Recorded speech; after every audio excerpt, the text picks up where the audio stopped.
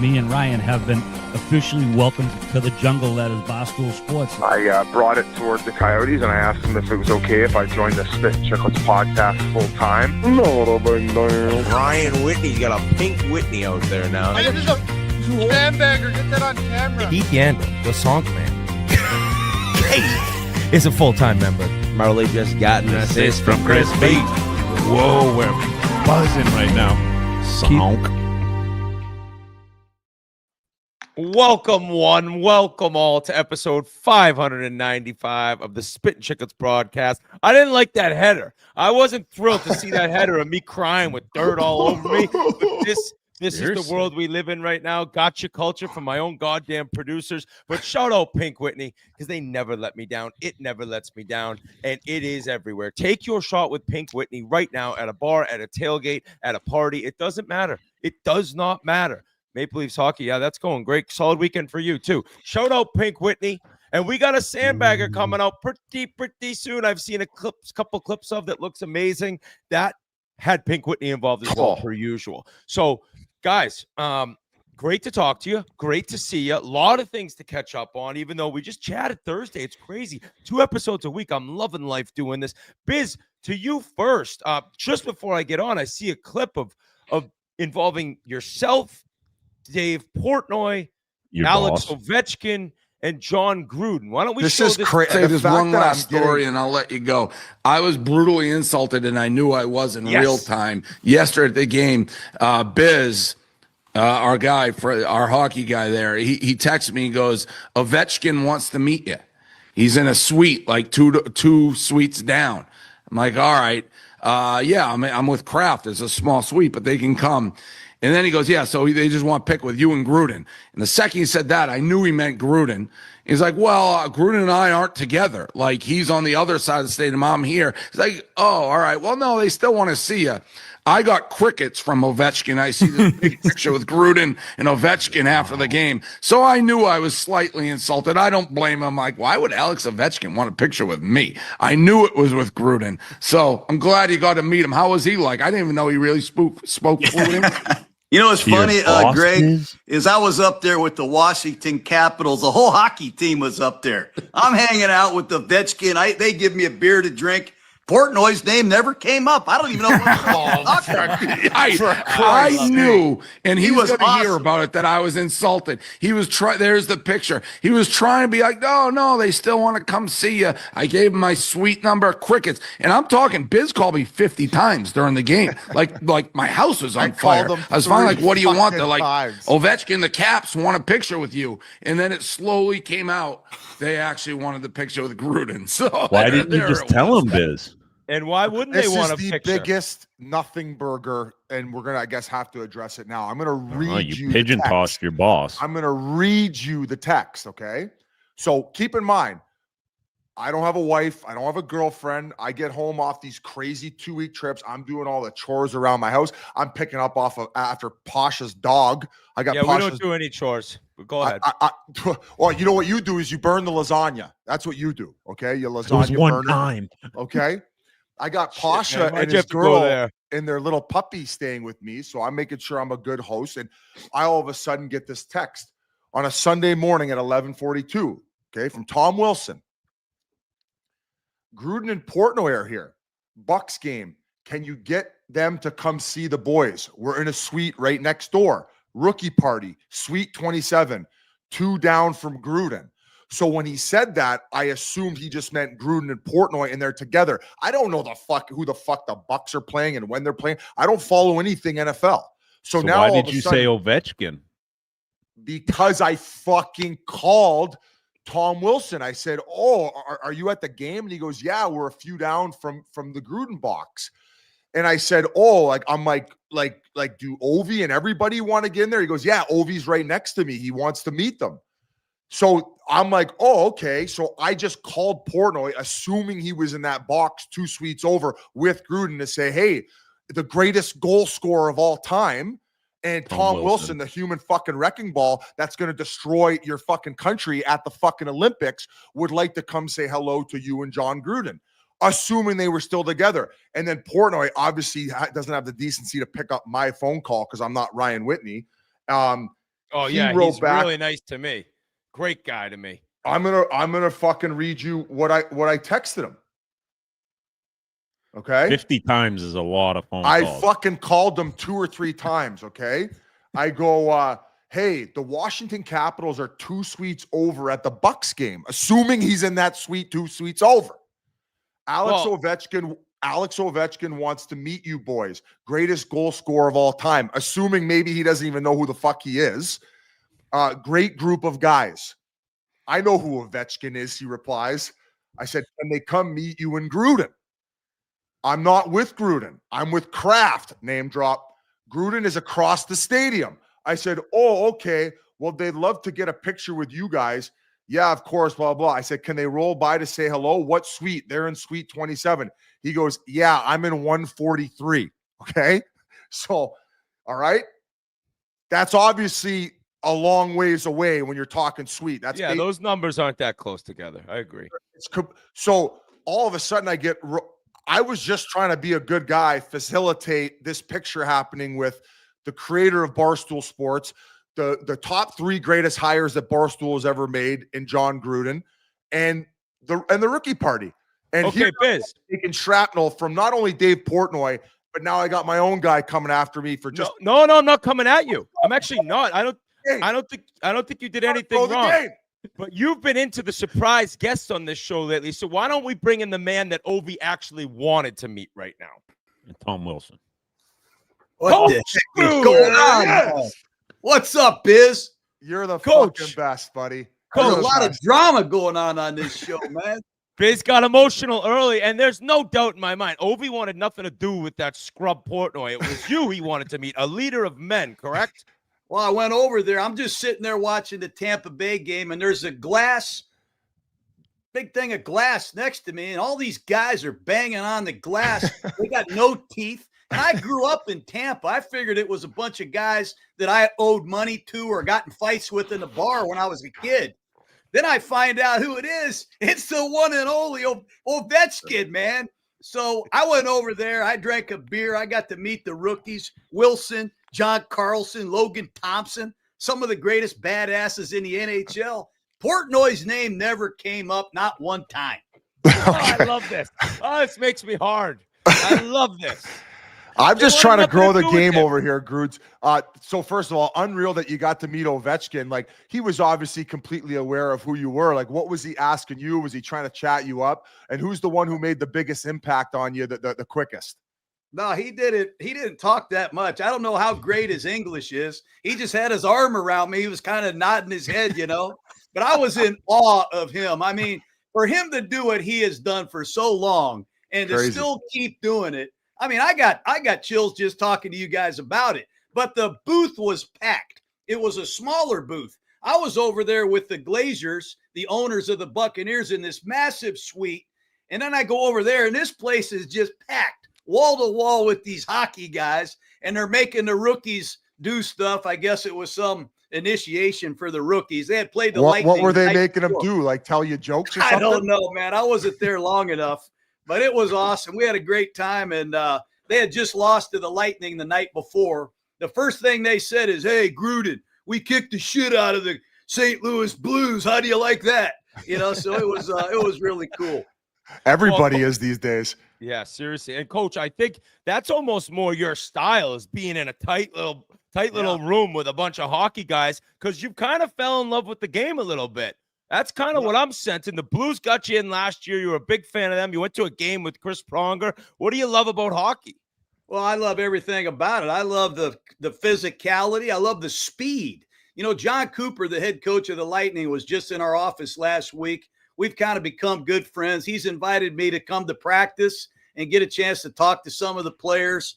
It's just the nature of these players. They play their asses off. They're physical. They're unselfish. It's the greatest team sport.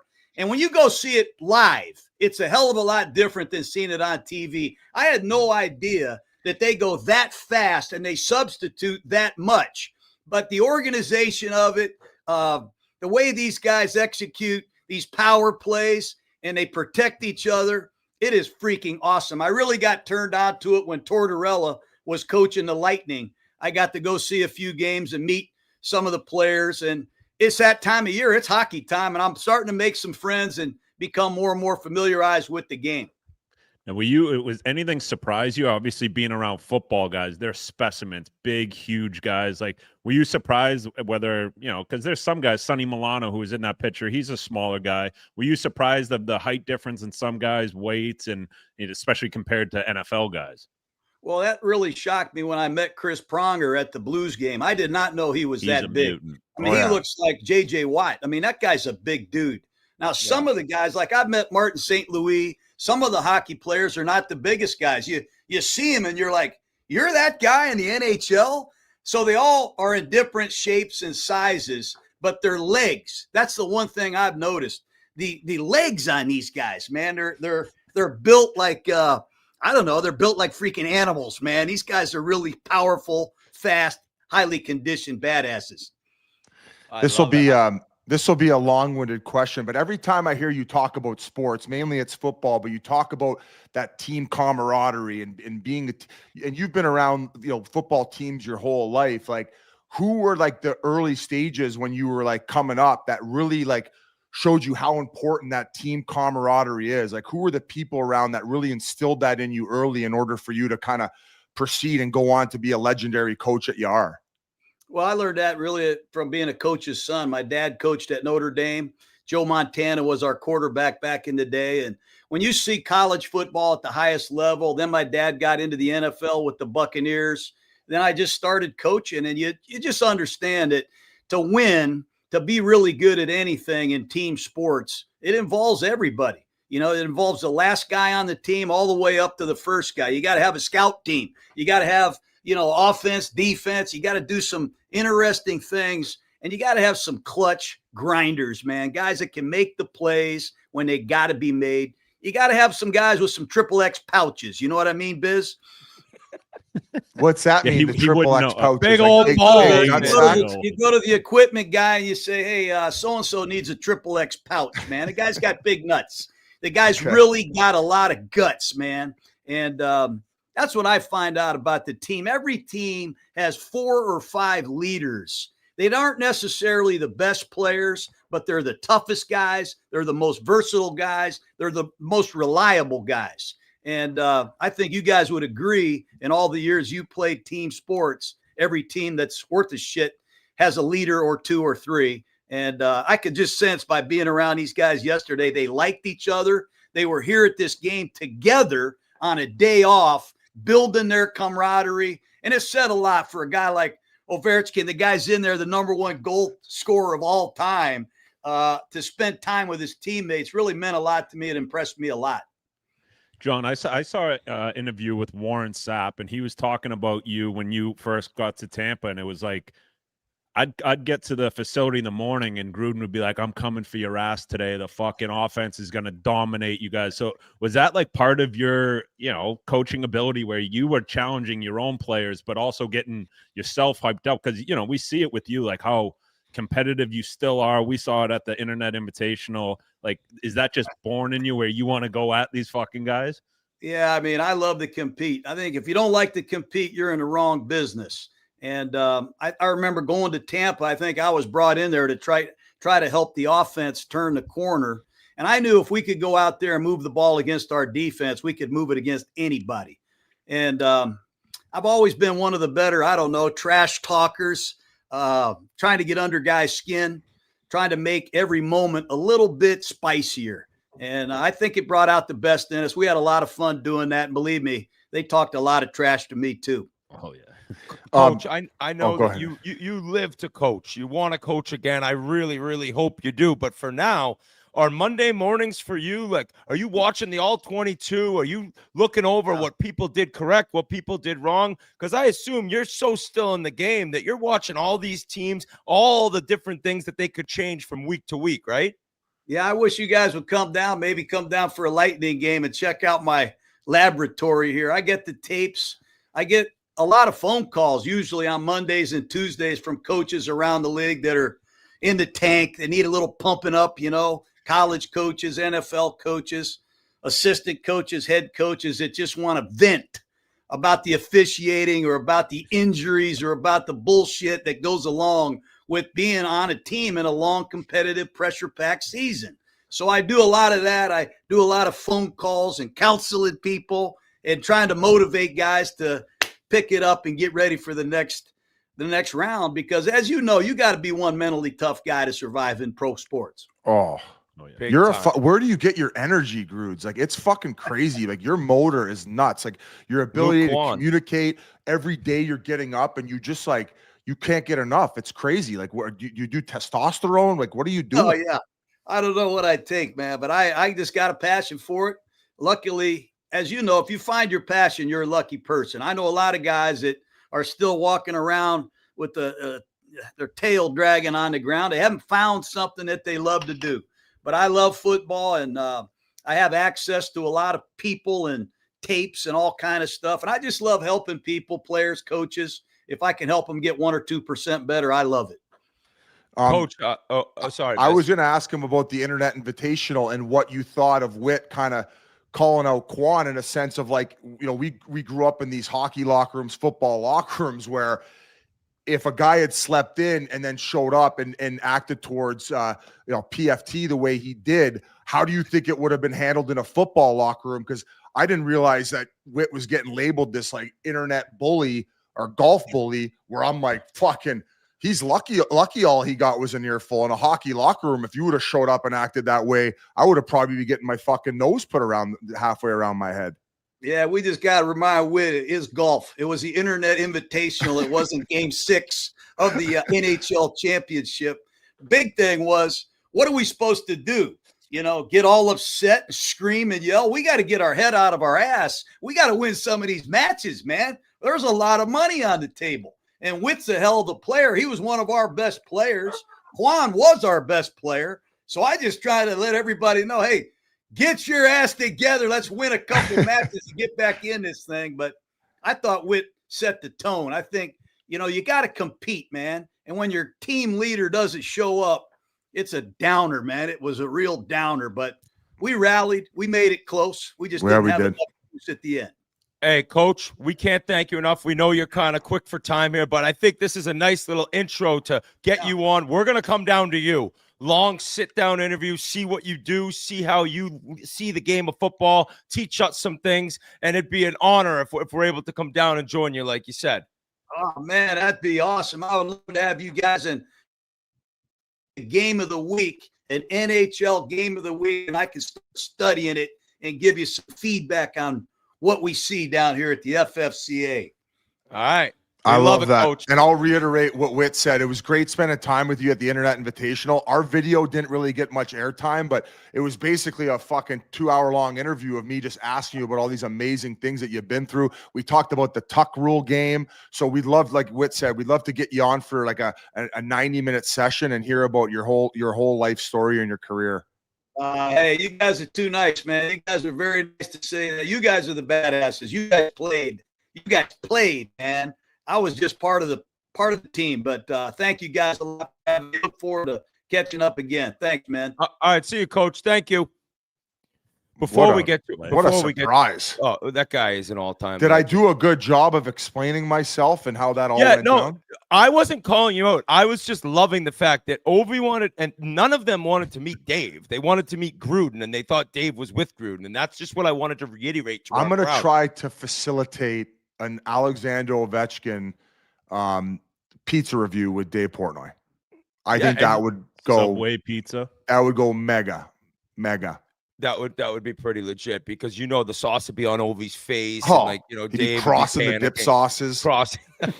Quickly before we get to a guy I really need to talk to now, and that is the Stauff man, the Stauff monster, Bob Stauffer. I want to talk about game time. There's nothing like the start of hockey season. That first blast of cold air as you walk into the arena, the roar of the crowd, the sip and the taste of the first beer. It's all electric, but getting there, it's another story. Cues, price jumps, getting logged out mid-click. All you want to do is be there cheering your ass off, losing your voice with the rest of the crowd. The Game Time app gives the advantage back to the fans. It's the hack for unlocking amazing tickets and experiences in a few taps. It is incredibly easy to use, and the Game Time guarantee means you can trust they'll get 100% authentic tickets on time and at the best price. Plus, fees are always included. So what you see is what you pay. This Thursday in Boston, Leafs are in Bruins. The Bruins just pounded them on Saturday. That was great. $100 right now on Game Time. So take the guesswork out of buying NHL tickets with Game Time. Download the Game Time app, create an account, use code Chiclets for $20 off your first purchase. Terms apply. Again, CHICLETS. $20 off your first purchase. Swipe, tap, ticket, go. Download the Game Time app today. And Body Armor right here. Quickly, this episode is brought to you by Body Armor, the official sports drink of the NHL. Body Armor has great tasting flavors. I'm always pumping up strawberry, banana, peach, mango. No colors from artificial sources. It's a bold new look. Once again, right here, the bold new look with the same great taste. Now available in Canada. So whether you're hitting the ice, the gym, or need some refreshing drink, go grab Body Armor today at Walmart or a local grocery store near you. And for our friends up north, it's in Canada. You can get it at Sobeys. Body Armor. Choose better. I need to talk to this man. What a couple ad reads there, by the way. Where Gruden gave me more of that spunk, that energy, found your passion, that passion in life. I found my passion. It's podcasting. It's ad reads. Who knew? So I'm sorry. That game is Tuesday. G's going to with the Leafs at Bruins for Game Time. So, Stauff, come on in here, buddy. Bob.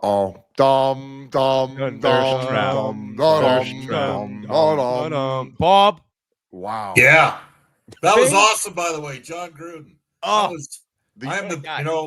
in our broadcast booth in the fall, it's college football on Saturday and it's NFL on Sunday. The engineers sit there and they're like, "Do you want your game on?" I'm like, "No, we're at the game. We're watching the game. Put the damn NFL on Sunday and put the NCAA Cup, especially Alabama, on Saturday." So I'm a big fan, and you guys are right. Tremendous. That guy's like, he's got to be like 61 or 62, man. He is full of piss and vinegar. It's crazy. Awesome. And Stauff, you know what? I think that there's a team that could use a Gruden pump-up speech right now, and it's the Edmonton fucking Oilers, boys. So I'll hand it over to Whit and you guys. We're just going to be here in the background supporting you both. Oh, I'm sure Keith's there supporting.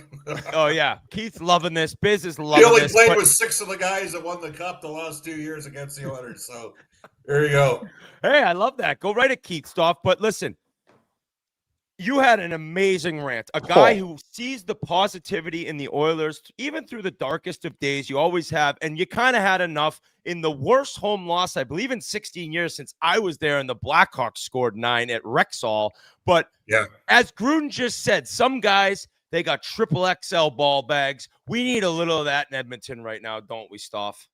Yeah, well, I mean, first of all, when you're a team broadcast, you got to pick your. It's no different than a head coach. You guys don't want a head coach ranting and raving at you, after every loss or after every mistake. And it's the first time I've got really upset in 4 or 5 years. And we talked. You guys were kind enough. And by the way, I mean, I can't thank you guys enough for helping expand my brand by being, having me on the show. And I know I referenced, we had a little bet last year with Gary Lawless with Will Hawk beef jerky. And the guy's like, "Bob, the business, I'm not even doing a read here for him. We just saw Whit hammered 2 reads back to back. And suddenly they got all these calls from all these guys in Northern Alberta that were watching Spittin Chiclets." So, I mean, I would love some beef jerky. Well, we'll hook you up, make sure. No problem about that. But bottom line here is always appreciate coming on. Even in a situation, you got to answer the bell. The team got pounded 9-1. I went off. It doesn't happen often, but it was humbling. I said after the game, humbling for the players, and Connor used the same word yesterday. That was, Connor and Leon said the right thing. They are the leaders of the team. I'm disappointed in aspects of the team's game. They got to play better defense. It's that simple. It's guys, horrible. When they had the 16-game winning streak, they gave up 24 goals against. It wasn't offense. It was defense. Gave up a goal and a half a game over that 16-game winning streak 2 years ago. They've given up 55 goals against in the first 16 games. So they got to do a better job defending. Way too many odd man breaks. I know we're going to talk about the goaltending. They got to simplify what they're doing. They're not a great offensive team right now. They're a very different team than they were last year. They got to commit and shore up more defensively, and every player in that room knows that. Stauff, do you think before Whit hops in, like I have to be a bit of a journalist here, put my journalist hat on. Some people are blaming you at the fact that they suffered their worst home loss in the last 16 years because you posted this photo Thirst trap. You are a stallion. And then all of a Still is. sudden, the internet's going crazy. I'm sure you've caused You guys found that. I'm sure you've caused 60 divorces in the Edmonton area, and then poof, vamoose, it's off the fucking internet. Well, Now- his wife probably made him delete it. Yeah. Well, was it given your that my wife who made doesn't you live in the delete same it? city as me. Why did you delete this photo, and where was that taken? It's kind of reminds me of that Bobby Hull photo that's You taken. were where he's Hollywood. bailing You were hay. a Hollywood star, Biz. Oh, Yeah, there was Clint Whit knew Eastwood that, behind right? him. You guys knew John I knew. Gruden, and I'm buddies with Craig, his dad, and that was 1987. Okay, place called Blue River, British Columbia. It's in the middle of nowhere. The guy with me there is a doctor. I spent 9 years in university. It didn't get my degree. He spent 9 years in university. Now he's a specialist. But yeah, that was the second year of the 11-year tree planting campaign that I had, and I was probably about 187 pounds at that time. I was 21. Shredded machine. And Biz makes a good point. I really wish you didn't delete that. That thing should have been on there. We probably would have won 9-1. But I'm going to make it my banner on my profile. Take a look at Kyle Dubas's profile one time. You'll get a chuckle. Yeah, by the way, I'm a doobie, and we'll get to that later. He's pretty active on social media right now. But like, you look like the fucking Hulk, bro. Yeah, Lou Ferrigno. You look like Lou Ferrigno. So why did you delete it? Let's just say some of the direct messages got a little personal. Come on. Yeah, Biz, if you drop that on the internet, there's women all around the world with Twitter. They're going to be like, who are you? Where are you? How do I find you? Yeah. And then just to think, your last image on the pod, the angle wasn't great. That picture's a lot different than the angle you had a couple of weeks ago with us. I think that angle actually is who I really am, though. I think you got to embrace the ugliness at a certain point. You guys are all great-looking guys. Oh, you're the only one that's 40, right? Like, 40, I just turned 40 soon. I was 40 in 06 when Chris Pronger took the team to the final. So is it weird being like a Canadian sex icon? Like, is it uncomfortable? Oh man, it's been like that since 06. Water off a duck's back. Okay, we could get back to hockey. I think. All right, let me take over hockey, Biz, for one sec, because I want to get an opinion from the master. And you said you didn't get your degree. You got your degree in hockey, Stauff. You know the game. I see that shit pump. That's it right there. Very true. Incredible. So they get pounded 9-1. And I drove home from New Hampshire. I drove home. I got in at 10:30. I'm like, great. I got a nice night of this game. And I was disgusted. And what I noticed and it upset me, and forget the goaltending, forget the odd man rushes, the D zone coverage. I saw Ryan O'Reilly do an interview after a game this week, and he mentioned, I'm shit right now. I can't make a 6-foot pass. I've had one good year in my career, which is a lie. But he stood up, and I was very interested after that game to see Leon didn't talk to the media. Connor didn't talk to the media. And it's something where after drumming like that, I thought they'd be out there. Stauff talk. Can I to the explain media. how it works? Okay.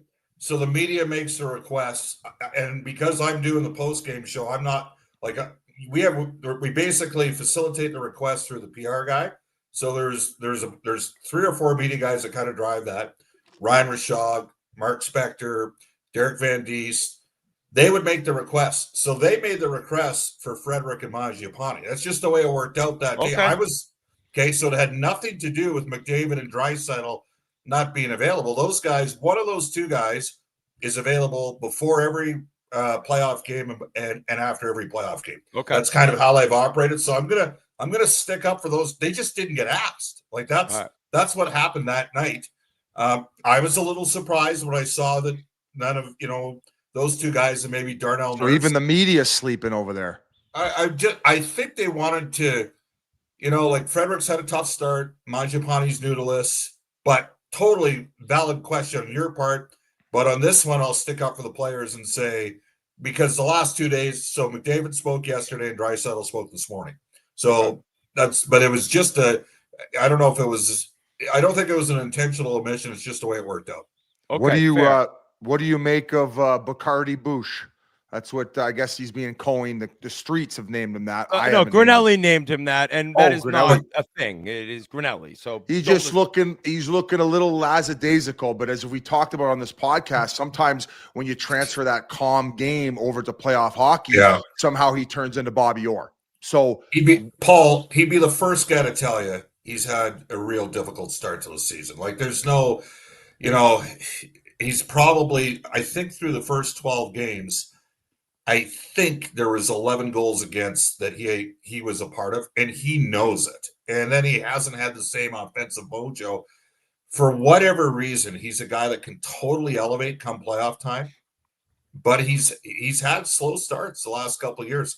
Their defense, and I'm as much fault as anyone out there. There's a guy in the Athletic that does some really good work with analytics.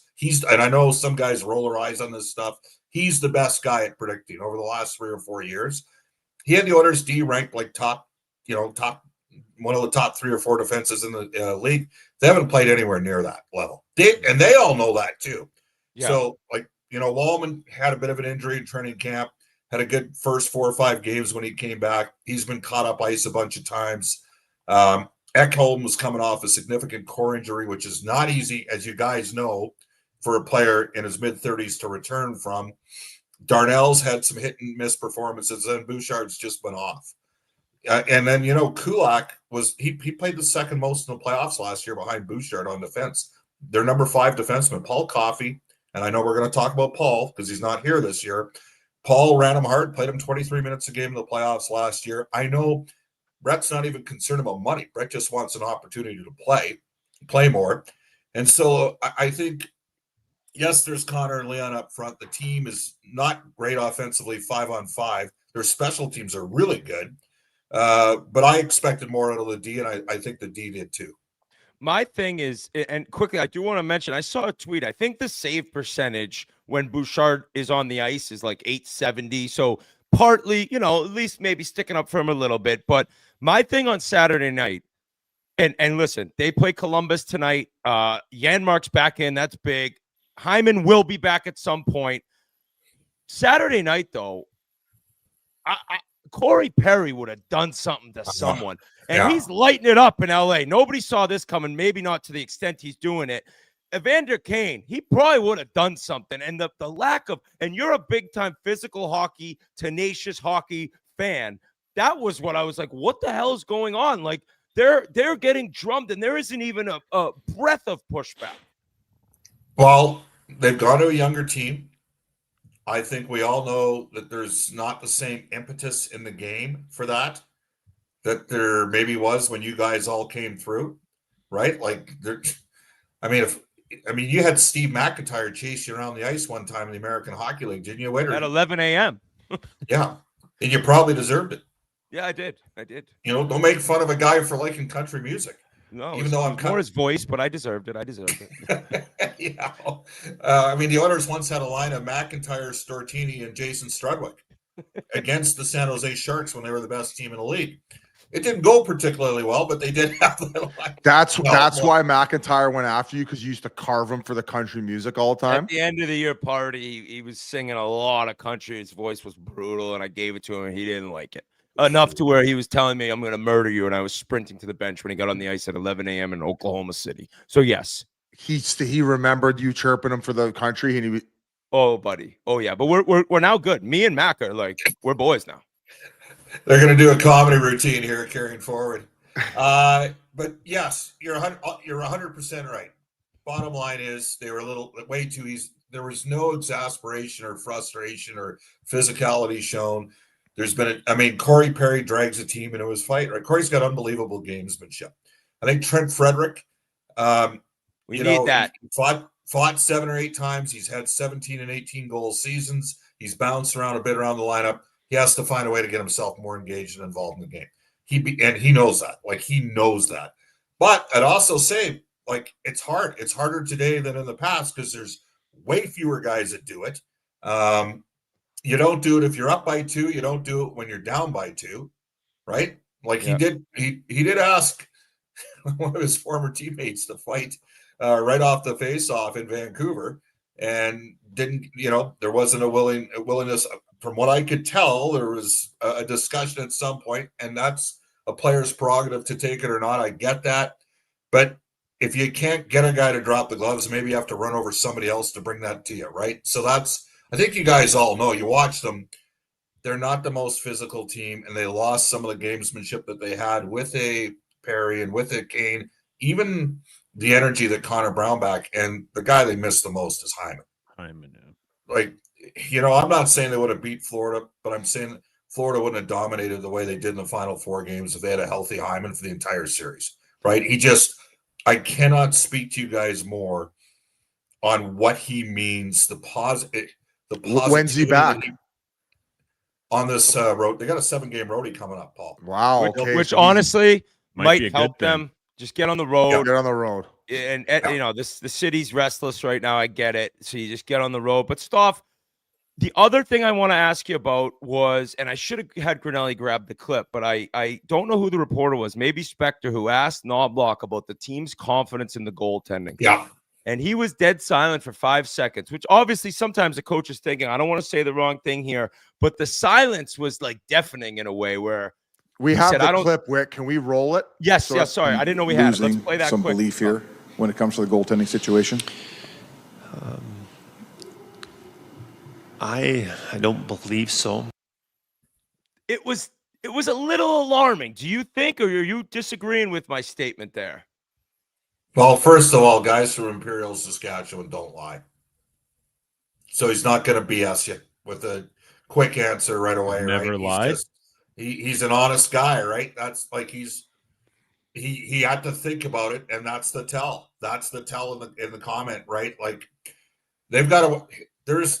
I'll give Chris McFarland from Colorado credit. Last year, he got 2 goalies.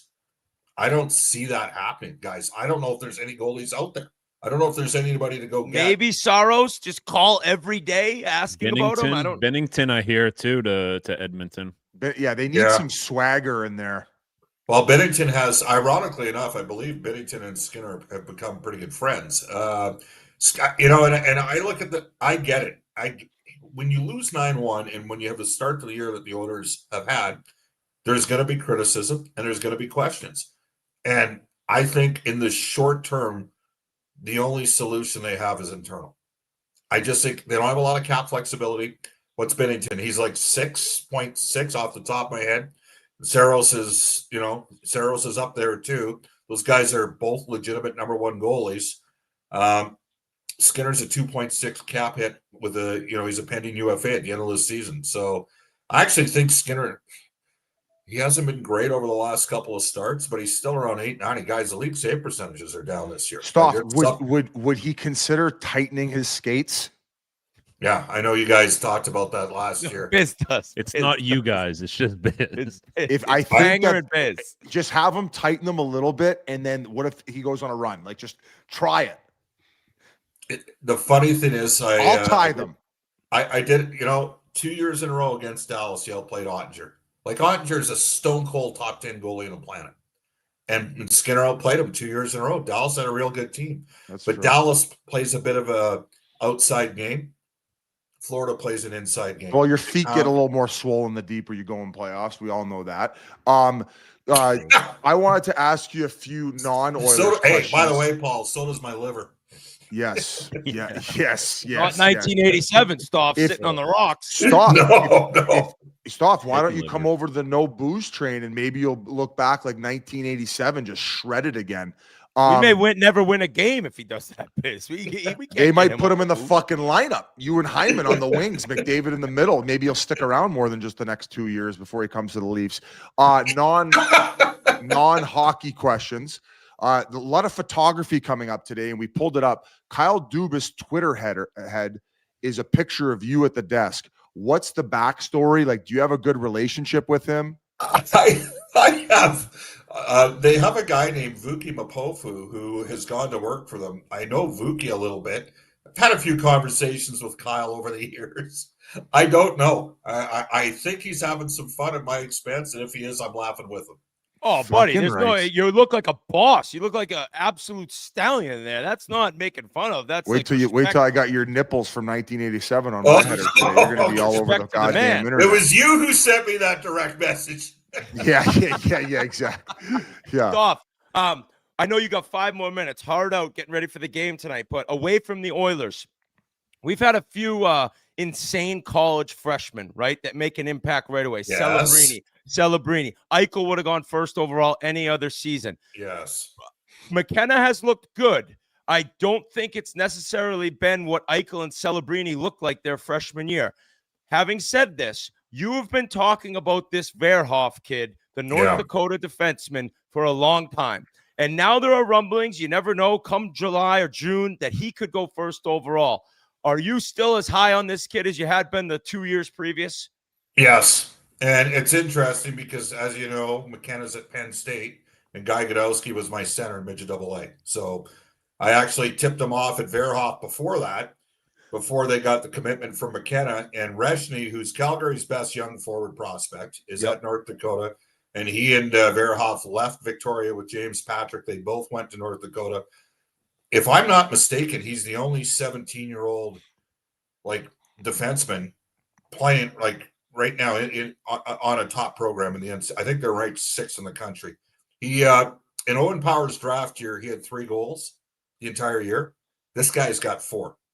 Yeah. Okay, he's already got 4 goals. And he's huge, and this guy can defend. Like Keith, you were an elite offensive puck moving defenseman coming out of junior, and you had a great career because you can move the puck. This guy can play both ends of the ice. North Dakota's program, for, you know, in terms of all the advantages that they have over, you know, when you're playing in Victoria, you're playing a game in Kamloops on a Wednesday night, you bus back to Coquihalla. It's a little bit scary during the winter. You get into Tawasin to take the ferry at like 2:30 in the morning, and at 6 a.m. you ferry off into Victoria. You get to school like he's done, by the way, he's obviously in university. He graduated early. He's the most mature kid you've ever met, and he's a tank. He's like 6'4", 212 pounds. He's going to absolutely crush the interviews with teams. I know he will. Like, and you know, I realized when the guy was 13, he used to skate with pro guys in the Fort Saskatchewan, like he's Kirby Doc's cousin. So he'd be skating with pro guys, and Kirby didn't tell the boys how old he was the first couple times he went out. They thought he was playing at the University of Alberta, like 20, 21, 22, and he was 13 at the time. Like, this guy is a man-child. He's playing in the NHL next year. I'm telling you that right now. I think. What are they feeding him up there? I think Verhoff's the best defenseman out of Western Canada the last 25 years. Fuck, I love hearing that. I fucking love hearing another Canadian prospect. Yeah, we produce the best, boys. That's what we do. That's what we do. US is pretty good too. Yeah. Can't argue. Thanks for having some class stuff. We have to deal with this asshole all the time. I appreciate that. Yeah. Oh yeah. Yeah. All right. Well, Stauff, I know you're getting ready for tonight. I would like to think that tonight, with Columbus in town, they are ready to fucking go. And if they're not, I don't blame that crowd. If after the first period they're down 2-0, if it gets very, very ugly in there. But let's stay positive, as you always are with the Oilers, and get this thing going the right direction. Thank you. We might see a jersey on the ice tonight. We're not Toronto, buddy. On the road. We're not Toronto. Thanks for having me on, you guys. Thank you very much. Anytime, Love you, Stauff. Stauff. Anytime. What a legend. Stauff. What an absolute legend right there. Guys, I got to talk quickly. A couple things. DraftKings. Hockey's back. The season is ripping. We'll get into how much this season is ripping, guys. The young studs, the old bucks, just unreal hockey, and DraftKings is here for you. The official sports betting partner of the NHL brings you all the speed, skill, and nonstop action that you love. DraftKings Sportsbook delivers the unmatched intensity of the NHL right to your fingertips, from player props to the thrill of live in-game betting. Every drop of the puck is your shot to win big. Also, I did take the Oilers when it was 4-1, I believe, and that didn't work out well. But you can bet in-game live way more successful than I did. New customers, this one's for you. Bet $5. If your bet wins, you get paid out $300 in bonus bets instantly. Light the lamp all season long with DraftKings. The DraftKings Sportsbook app.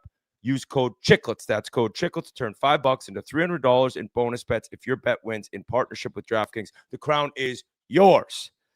So, guys, when I say that the league is in a great spot and humming and flying along, I think until Sunday night, I was like, we might have the greatest scoring title race we've ever seen, right? But then McKinnon popped off for 5 on Sunday night, okay? So he has 9 points in his last 2 games. 2 days it took him to get 9 points. 4 against the Oilers, 5 the next night. Dominant hockey. But it's not just him. It's Bedard on a run like we've never seen. It's Leo Carlsson, who Merles has been talking about. Merles says if you give him a young He's buck, his father. He invented him. Yeah, legit. Merles says Bedard, Celebrini, Carlsson, he's taking Carlsson. And if you watched him in Vegas was that Saturday night? Holy shit, man. This guy is a man-child. He's on a 9-game point streak right now. But all these guys, and shout out Willie Nylander. He missed a couple games, didn't slow him down at all. But it's just incredible to see these young future superstars with still McKinnon there. You know McDavid will be there by the end. Crosby somehow led the league in goals at one point, like Thursday or Friday. It is just wild, the hockey we're seeing. It's never been better to start a year.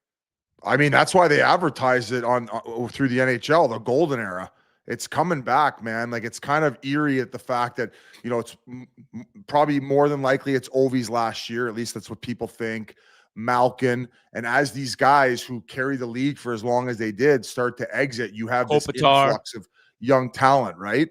You got those 3 guys right there, along with Schaefer and then a few other studs. Like, this is we're entering the golden era, man. And this is it's awesome to see the game's growing, and all of a sudden you got these three unbelievable young talents, generational talents, kind of sprouting at the right time. So it's awesome to see, man. I think like the most talked about thing right now is like Macklin, Celebrini, and Bedard, and people comparing them and going back and forth, kind of like how we did with Ovi and Sid when they started. We were just pinning them up against one another, right? Well, now we got 3. Merles is saying that he's taking Leo Carlsson after both those other guys, and I don't think it's that crazy, because it's like, pick your poison. Do you want Sasha Barkov or Anze Kopitar and Leo Carlsson? Do you want the kind of the Crosby comparison with Macklin Celebrini? And I don't know who you would really compare with Bedard. Like, what's his comparison? Kane? Yeah. We did the numbers through 161 games on Friday's show. And in Chicago, maybe it's just me thinking of the Blackhawks. And in about 10 minutes, we have Blackhawks head coach Jeff Blashill joining the show. So we're just kind of killing some time before he comes on. Very excited to talk to him. Oh, yeah. Especially after what Coop said about him and how much he means to Coop, their friendship. And he kind of knew that things would be different in Chicago. The culture has changed there. But yeah, Biz, I just watching the games now it's so entertaining. And we haven't even really mentioned Demidov, and Montreal keeps humming along. They look great. And I think one guy that hasn't been mentioned and is just, in my mind, like, I never thought offensively he was going to be this good. I know defensively he's great. He's a disher, he's a passer, he's a playmaker, but this Nick Suzuki, looks like it's going to be very difficult to keep him off Team Canada the way he's playing. Martin St. Louis had a funny quote. He's like, if Nick Suzuki played with Nick Suzuki, he'd get 40 goals a year. So what is that, Busy Boy? That's exactly what you're saying. That's the graphic of, that's Martin St. Louis.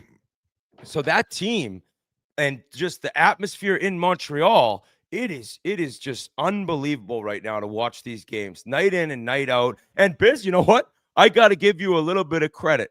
Yesterday, Patriots had this incredible win against the Buccaneers, and NFL Sunday, there was some great hockey. I was watching too. Bedard, just an animal against the Detroit Red Wings. He had a snipe, a typical Bedard snipe. Then you go to the late games, right? You see some unreal action, Anaheim, all these games. So Sunday, Biz, Sunday NHL, maybe I'm coming around with you a little bit here. Yeah, you're saying move over Goodell. We got a new sheriff in town, right? Like, welcome aboard. Toot. Especially with these young Bucks. With these young Bucks, Biz, like the way that they're handling themselves, like the passing of the new guard, like I think they can handle it. Handle the Sundays. Bring it on. The NFL, in my mind, is going down a little bit, and the NHL is going up. Bring it on, buddy. We just had Gruden on. He's going to fucking take down Goodell. We don't have to worry about Goodell anymore. Sunday is going to be ours before we know it. We're going to have fucking we're going to have Wednesday night football on the Ocho network when I'm fucking done with them. I also Whit, who's your comparison with Carlson? I know, like, is he more of like I was watching him the other night. He almost gave me a little like even Draisaitl. Like he's zero. He never wastes any. Like there's no wasted motion in his game. It's not like quick to get there, but he's always in the right spot. You talking about Leo Carlson? Yeah. Yeah, he moves at this like you're like kind of like it doesn't look fast. It's almost like Datsuk a little, like how he just like kind of skates around.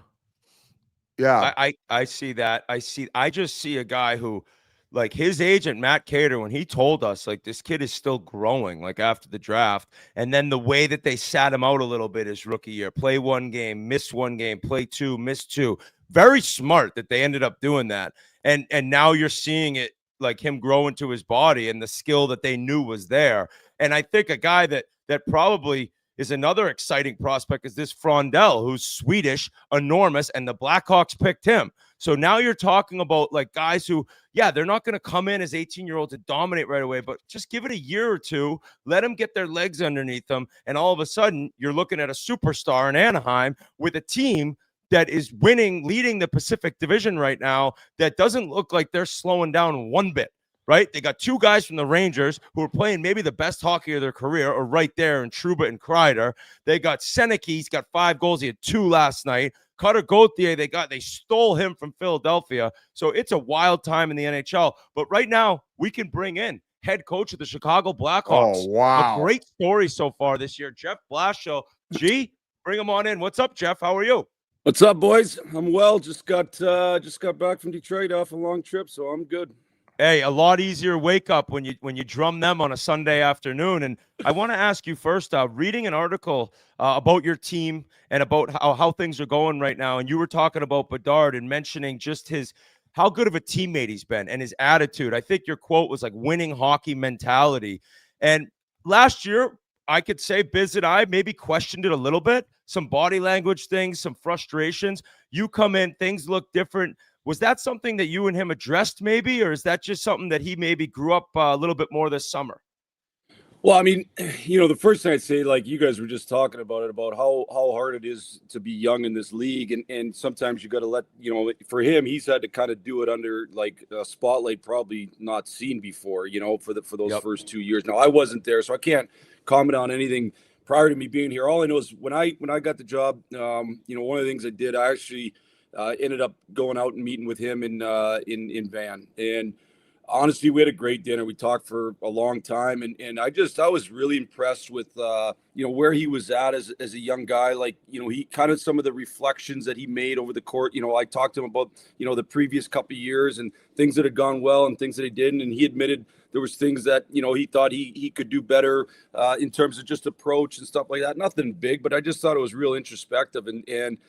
So I thought it was awesome. The biggest thing I've, kind of said to him since we got going this summer was, at the end of the day, the best cultures in the league, the best players play great hockey. They play winning hockey. You go through, I was fortunate enough to coach Datsuk and Zetterberg. You go through that whole thing in Detroit. Think of Boston, Tampa, where I was, Florida. All these teams, the best players play winning hockey. And so, that's kind of been my challenge to all these young guys. And Connor's been awesome about it. Like he again, his game isn't, nobody's game's perfect, but man, is he trying to do it the right way. And because of that, I think he's getting rewarded with lots of points and also we're winning games.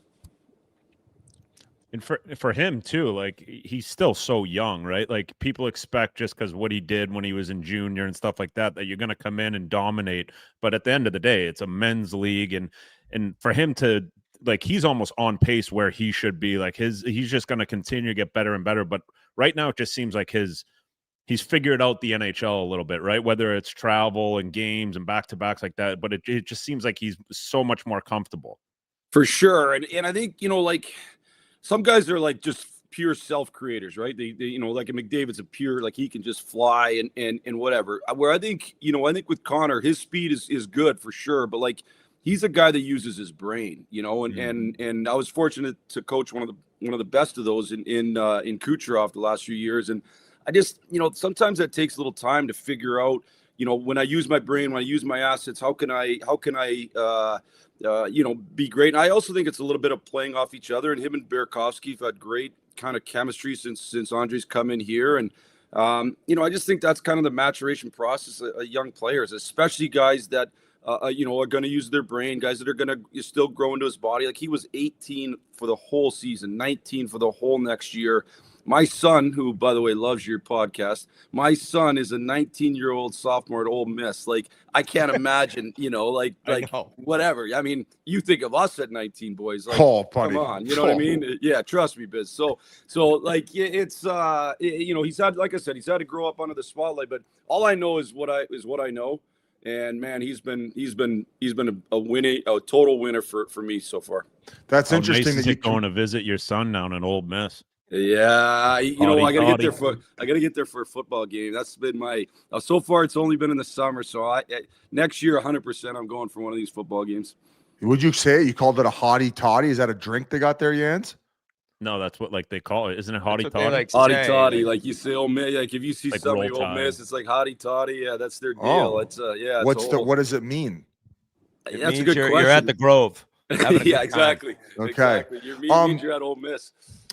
It was interesting that you compared him to Cooch, right? Because I think there has been conversation, well, at least before this year, about the lack of speed. He looks like he did put the work into the offseason because he's a faster player. The analytics back that up. I'm losing train of my thought here.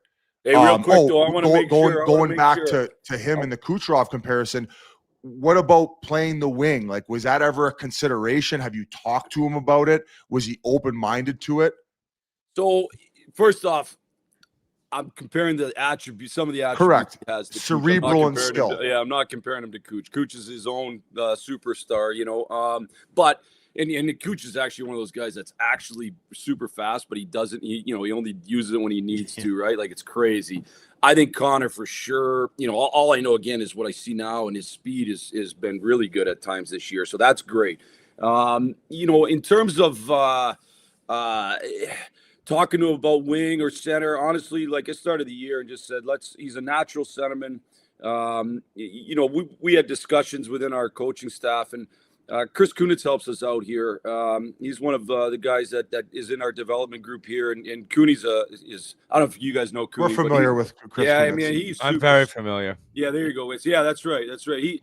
He's super smart, right? Like, he's a really, really thoughtful guy, and I actually had Cooney and Ferris.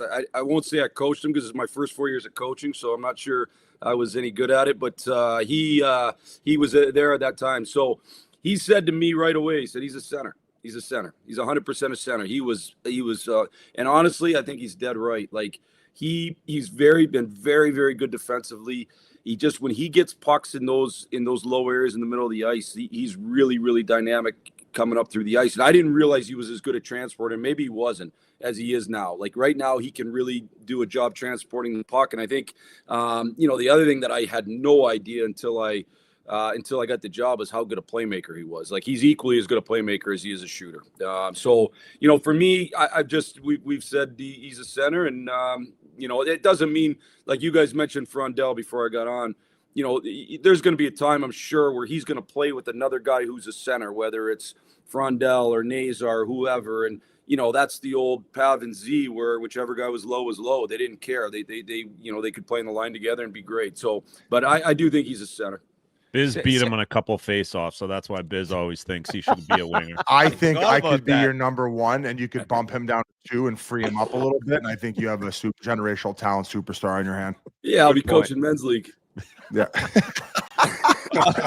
Flash, you mentioned his playmaking act. Those passes to Bertuzzi, I think that was against Calgary. Just sick vision he has there. But I guess shouting out the Hall of Fame weekend, my old college coach, Jack Parker's headed in. He used to always say, you might as well call hockey goalie. Like, you're as good as your goalie is and as bad as your goalie is. And this year, Spencer Knight has been out of this world for you guys. 3rd in goals against. I think he's 6th in save percentage. And he's a guy who's been through a lot, right? Like, he takes that break. He figures it out. There's a big trade. He gets a new chance, a fresh start. He's the starter.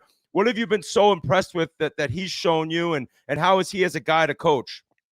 So honestly, both him and Sodi have been great for us, and you know what it's done for our team. And actually, it's funny. Palmer he said this, and after game one, I happened to read his quotes, and Florida kicked us pretty good that game, but he kept us in it, and he said, Paul said like Spencer's going to be a goalie who can allow them to grow while they're with their young players and they're making mistakes. Like our decor is crazy young, right? And you guys know how hard it is in the league to play at that age, and so we're going to have ups and downs, and what both guys have done is kept us in these games. Like, last night, Sodi was or yesterday afternoon, Sodi was unreal, made a 2-on-1 save on Larkin that, at that point, it's a 2-1 game loss. It just allows you to kind of keep going. And we're starting to score a little bit more. So then all of a sudden the game's 5-1, but it wasn't a 5-1 game. And Spencer's been the same way. Spencer's been consistently really good. Honestly, going back to training camp in practice. I mean, I said this in our training camp, like I thought Spence, I thought Sodi, I thought Camesso, we have a young Russian goalie. Like they were all really good. I thought the whole collection of goalies were really good. And Spencer's been, it's definitely got the ability to be a number one. I was lucky enough to see him play a decent amount of the national team development program because I lived right there in Plymouth, right by the rink. And my buddy Seth Appert, who's with Buffalo now as an assistant, was one of the coaches there. And so I'd go over the rink all the time. And I always thought he had a chance to be a great player. When that trade happened last year, I was pissed because I knew Florida was getting a real good player in Jones. I knew we were going to end up playing him probably, and then when I got the Chicago job, I was pretty happy. I can tell you that. Especially, like you said, having a young decor, the way that Spencer can play the puck and help out the D, just getting it out of the zone quicker, not getting hit as much. Like, I only played with him. He was there after the college season down here in Florida, but like that impressed me the most. Like his confidence with the puck is incredible. That's music to Jans' ears. He didn't want to go back for pucks. Any defenseman. I don't want to get hit. I didn't mind a little bit of contact. Felt like I was in the game. I liked getting rubbed out.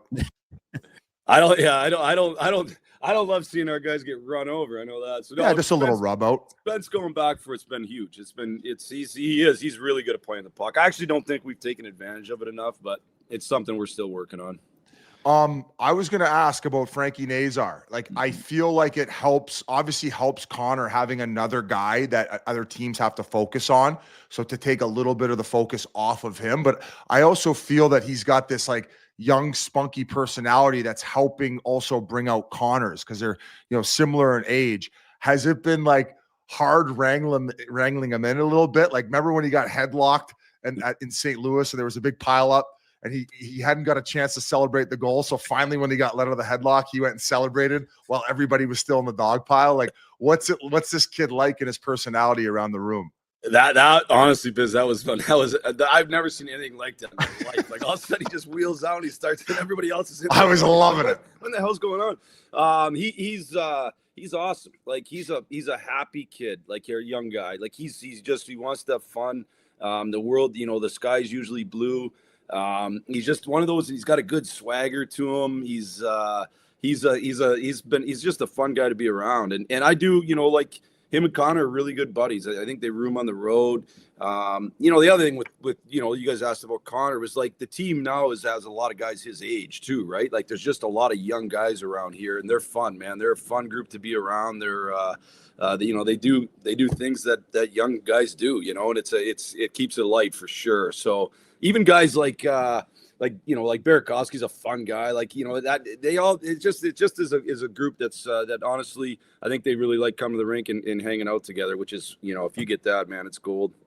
And it shows. It's like the team last year compared to this year, and winning solves everything, winning some games, but it's just like the vibe around that team's really different. And you mentioned the D. I mean, Vlasic's only 24. He seems like a 10-year vet, and he could skate like the wind. You got Rinzel, who I think is going to be an absolute stud, and Lashunov so far, 9 assists in 15 games. Like, he's only 19. He looks 35, but he's only 19. And he is.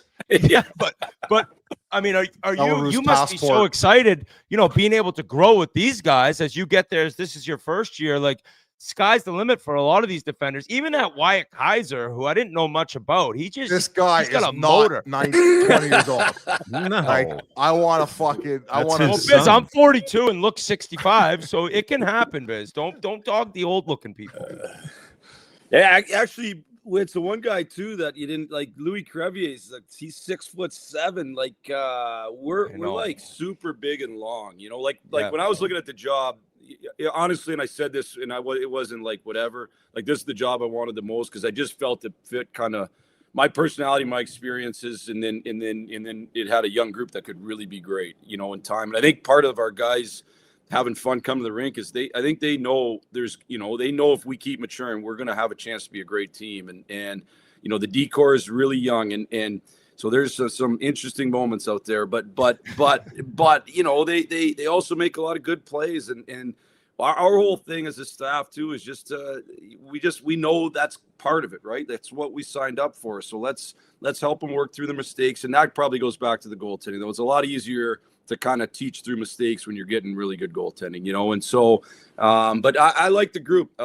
They're, you know, like Artie Lefshanoff, as young as he is, Biz, he started the year and probably struggled a little bit early. And then I think he's really been playing well lately. He's strong. Like he's, you know, I want to say farmer strength. Like he's got 4 kids in the wives lounge. Fucking 20. Okay, so I don't know about you guys, but I look at Tyler Bertuzzi and I'm always like, what the fuck is going on in that guy's head? Like he just looks like a character. He's got the long hair, the missing tooth, just kind of he must be a great backdoor. Yeah, and he's found great chemistry with Bedard too, so he's probably having fun again too. Like, what's he like? You ever have any long conversations with him? So Bert, so he came into the American League. I was a coach in Grand Rapids. He came in and we were in a series against Toronto. We were down best of 5. We were down 0-2. And he couldn't play right away because he was sick, so he missed the first 2 games. We ended up coming back, win the series. I've had him a long time. And then I had him through that stretch in Detroit. He wasn't with me the whole time there, but eventually he was there. So probably 5 years probably. Honestly, it's been awesome to coach him again. Like he's 30, you know, so like I had him as a super young guy coming up. And now to see him kind of, you know, he's got 3 young kids, a great wife. Like he's what he is though. Like he's salt of the earth, man. He is, what you see is what you get. This no dress code, nobody likes it more than him. Like he's coming like he's just got done fishing, man. It's unreal. He probably did. Yeah, you know. So but he loves it. But you know, and it's just it's who he is. It's what he is, and he's a real, again, salt of the earth. What you see is what you get. He's you know, in the summers he hangs out, and he's got a place up in northern Michigan, hangs out there with his family and chills. But he's another one. Like he's always been this way. He has so much fun at the rink. Like if we play small games or whatever, he's always the one giving shit to people. Like I think he's awesome for that part of it too. So he's kind of, to me, young at heart, you know, and I don't know if 30 is young or old anymore, but like he is young at heart. NHL years, it's old. Sure. One quick fault. We've asked you so much about your players and other guys. I just wanted to quickly ask you, like, what's it like for you being back in the head coaching seat, and like, what did you take away from that first experience where when you went back to being an assistant? You know, what more did you learn in order to prepare you for this moment right now and meeting this real young core that you're thriving with? Yeah, it's first off, the 3 years I spent in Tampa were great, and it was great for multiple reasons. Like number one, I'd say just honestly, just to get a reset. Like when I got fired, you know, competitively, you want a job right away, right? You want to whatever, prove you can do a better job. You want that job right away. The best thing that happened to me was I didn't get one. I had some different interviews over the few years, and you know, as much as I wanted at that time, I'm so glad I didn't. It just gave me a chance to reset. You know, we went through, rebuilds are hard, right? So when you go through those rebuilds, it was the only time, you know, in my coaching career until that point that I had kind of experienced that type of failure. And so like to kind of have the chance to go to Tampa, to reset myself, to learn from, you know, one of the best down there, the whole staff and the way they run the organization and how they do things. It reminded me of things that I think when I've been at my best, I've done, and I learned some new stuff, you know, and it allowed me to come into this job and unequivocally come into it and say, I know what it's going to take for us to win. And I'm not hoping this is what it's going to take, or not to say guessing, but you know, like with more experience, you just realize this is exactly what it's going to take, and we're going to stay with it. And I think what it gives you is just kind of, it's the ability to stay strong and stay steady, I guess, and not have all the ups and downs that come with coaching. The other thing I said to myself was I was going to enjoy this one. The first one, I probably didn't enjoy as much as I should have. I got to coach my hometown team. I grew up a Redwing fan. I should have enjoyed it more. I'm going to enjoy this one for sure. So we're having fun. I got a great staff too, like great dudes, and so they've been fun to be around. Yeah, why not do it with their rival? Yeah, you're the new Chelios. Exactly. Yeah, it's hard though because looking back at my career, I wish I enjoyed it more. But when you're in the middle of it, it's just this, and the stress for players is one thing. I think for coaches, it's at a different level. Personally, just because you can't get away from it. Players can leave the rink, they watch their clips, right? They put it away. You're watching, you're thinking about every guy on the team, and it must be at times for you, I need to almost just take a step back for a couple hours, watch a movie. I'm guessing to take my mind off this. Yeah, and it's actually, I'm up here. My family stayed in Tampa this year because my daughter's a senior in high school, so she's graduating. So I'm up here by myself. So I got to be careful not to, you know what I mean? Just be there all day. Yeah, if I am here all day, I'm hopping in the sauna for a long time. So I mean, but I'm with whatever, go home, watch a show. I've literally eaten out every single night I've been here. I haven't cooked one time since I've been here, which is, I don't know if that's impressive or I'm going to die in 2 weeks, but yeah. If you go to Houston's, you could, but you're going to look like RA, your buddy who facilitated this interview. Exactly. Yeah. Thank you to RA for this. Yeah. I actually got another quick one. You mentioned your son's at Ole Miss. I have no clue if he plays hockey. Does he mention the club hockey scene down there? Is he ever part of that?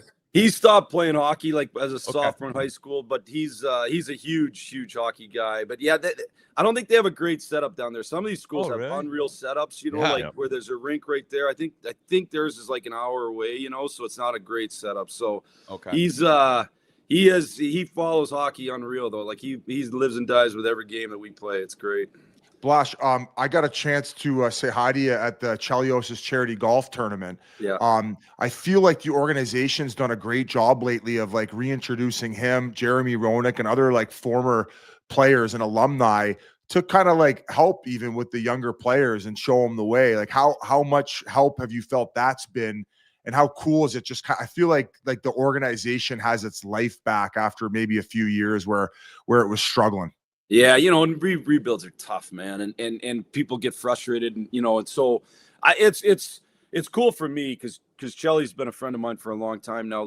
He coached with me in Grand Rapids, and then when I went to Detroit, when we first got going there, he was assistant with us there too. So he's somebody that coming into here, it's been cool to have him around, and I want him and Roenick and any of those guys to have them around as much as possible. I think it's a great thing for our guys. I was really pumped that, that day, Foligno and Bedard both went out to Chelly's event, and I thought it was awesome to have them, be part of it. And I know Jeremy Roenick is part of a golf event that we did in August, and there was a bunch of guys, actually, Louis Crevier flew back just for that event. So just to see, the interactions, obviously we're super fortunate here to have an unreal history, and I think you got to take advantage of that history. And we had our the beginning of the year, there was 100 year, had a bunch of alums back, and all our guys went to the event, and it was great. It was awesome for them to kind of intermix a little bit.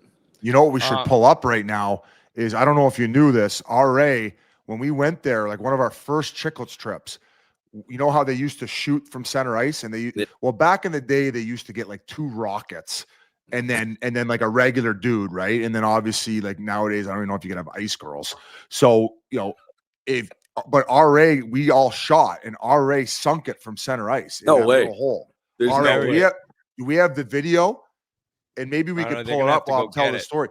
Is there a way that we could facilitate maybe RA coming back and getting another shot at the title? He might not want it though, Biz. If you hit one, it's hard to go back. I want another shot. I want another shot. Imagine we did RA night at the Hawks game though. That'd be pretty lit. I'm coming on the bench if he's going out there to shoot. That's what I'm saying. I feel like you could facilitate that. You're the fucking coach. Maybe even put him out on D for one game. Yeah, we might have to win a few more games. Hey, Blash, I got last question here presented by Roback. Use code Chiclets at roback.com for generous 20% off your first order through the end of the week. CHICLETS on RHOBACK.com. Hoodies, joggers, and more. Roback, check it out right now.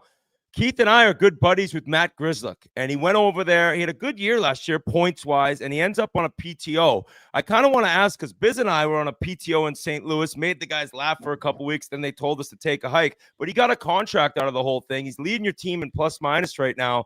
When somebody comes on a PTO in your career as a coach, do you know who's going to get a deal, or is it really like a true tryout in a sense? That's actually a great question, because I think there's different situations. I think we were the fake ones. Yeah, you know what I mean? Sometimes I don't know. I mean, sometimes you almost feel like the poor guy's there for the veteran rule in the exhibition games. Per diem. I mean? And that sucks, So, like, honestly, when he came, I wasn't sure where it would end up. And he ended up playing really, really good. Really liked having him around. He's been awesome. He's a great nice. Guy. I actually met his father when we were out in Boston. What a good guy he is too. So yeah, so he's been great. But it was there was no guarantee. I can tell you that. It wasn't like, hey, we think we're going to sign you. Come. Okay. It was like, it's honestly, we'll see. And he did a great job kind of winning that job. Good for him. Good for him. Well, hey, we appreciate. We got the clip of RA, and we're gonna roll it for Blash. Let's see it. Yeah, I want to see this. In case you need a winger. This is RA. Bingo. No way. Bingo. No way. No, that's us sticking him in the nuts to congratulate him. He bowed down. He did the bow for the crowd. So maybe we'll get back out there. My last question would be, tell us your favorite RA story. And if maybe I'm jamming you up, at least tell us your favorite Coop story. Oh, yeah. Well, I got way more Coop stories, I can tell you that. So, I got way more, but we'll have to get together sometime. But the problem with me telling Coop stories, any Coop story I have, I was right there next to him. So, okay. He's got any on me that I got on him. Well, who played better at the member guest at Gausser this summer, you or him? Him. I gotta be honest with you. Him. Like, all right. Well, you were getting a phenom ready for the season. I missed the putt. I know that. We were in the shootout and I missed. Now I thought he could have got a little tighter for me, but that's the way it goes. You had to blame him a little bit. That's what I needed right there. Your guys are gonna see you pointing the finger on Spittin Chiclets, man. That's not good board talk. We like fingers over thumbs for sure. Yeah. All right, Jeff. Hey, congrats on that way. Everything's going right now, and we appreciate you coming on. That was awesome, dude. All right. Thanks, guys. All right. See you. Awesome and he didn't, guy. Yeah. That was so good. I didn't know RA hooked that up. Shout out RA. I know he's watching right now. We appreciate that, buddy. You're crushing it right now. I thought we were going to get RA, and maybe we could call him in like fucking Bruins. I know. Bruins are buzzing, boys. We should have him and G. Text RA right now. Have him come on the show for a minute, because we'll wait for the Bruins talk right now. And somebody in the comment section made a good point. We cannot sit there and talk about Edmonton like that and not mention this Avs team. They got one loss in regulation. They're the reason we had to have Stauff on to address Northern Alberta and Oilers fans all over the world. But I don't know if anyone's going to be able to beat Colorado if they continue on this path. And there are ups and downs, but McKinnon is out of this world right now. Makar is on pace for, I think, 117 points. I really think he'll get 100 this year. That would be his first time with 100, I believe. He's a complete superstar. They're getting guys chipping in on every line, and they are the fastest team in the NHL. Would you agree, Biz? Like, Toronto's the slowest team, but Colorado's the fastest. They are lights out. Like, if they're on, I'm watching. Like, that's it. They're the top of my list. That's my the watch top list. ticket. Yeah. Nathan McKinnon's the best player in the world right now. There's no arguing, because we've said that repeatedly over the last few seasons, where there ain't no fucking slow starts for Nathan McKinnon. He's galloping up and down the ice, doing whatever the fuck he wants. He had 2 goals. I believe he had 2 and 2 against Edmonton in that pounding, getting out of the penalty box. That one was crazy, because he looks quick. He looks to see if he's got a help for a 2-on-1. He's like, no, thanks. I'll just snap this thing 94 miles an hour past, I think it was Wallman. And I think it was Picard at that point. Like, there might as well been a shooter in there. So how about this lineup I get from the grace of God for Tuesday night on TNT? I got the Leafs and Bruins as an appetizer. G will be there. G will be there.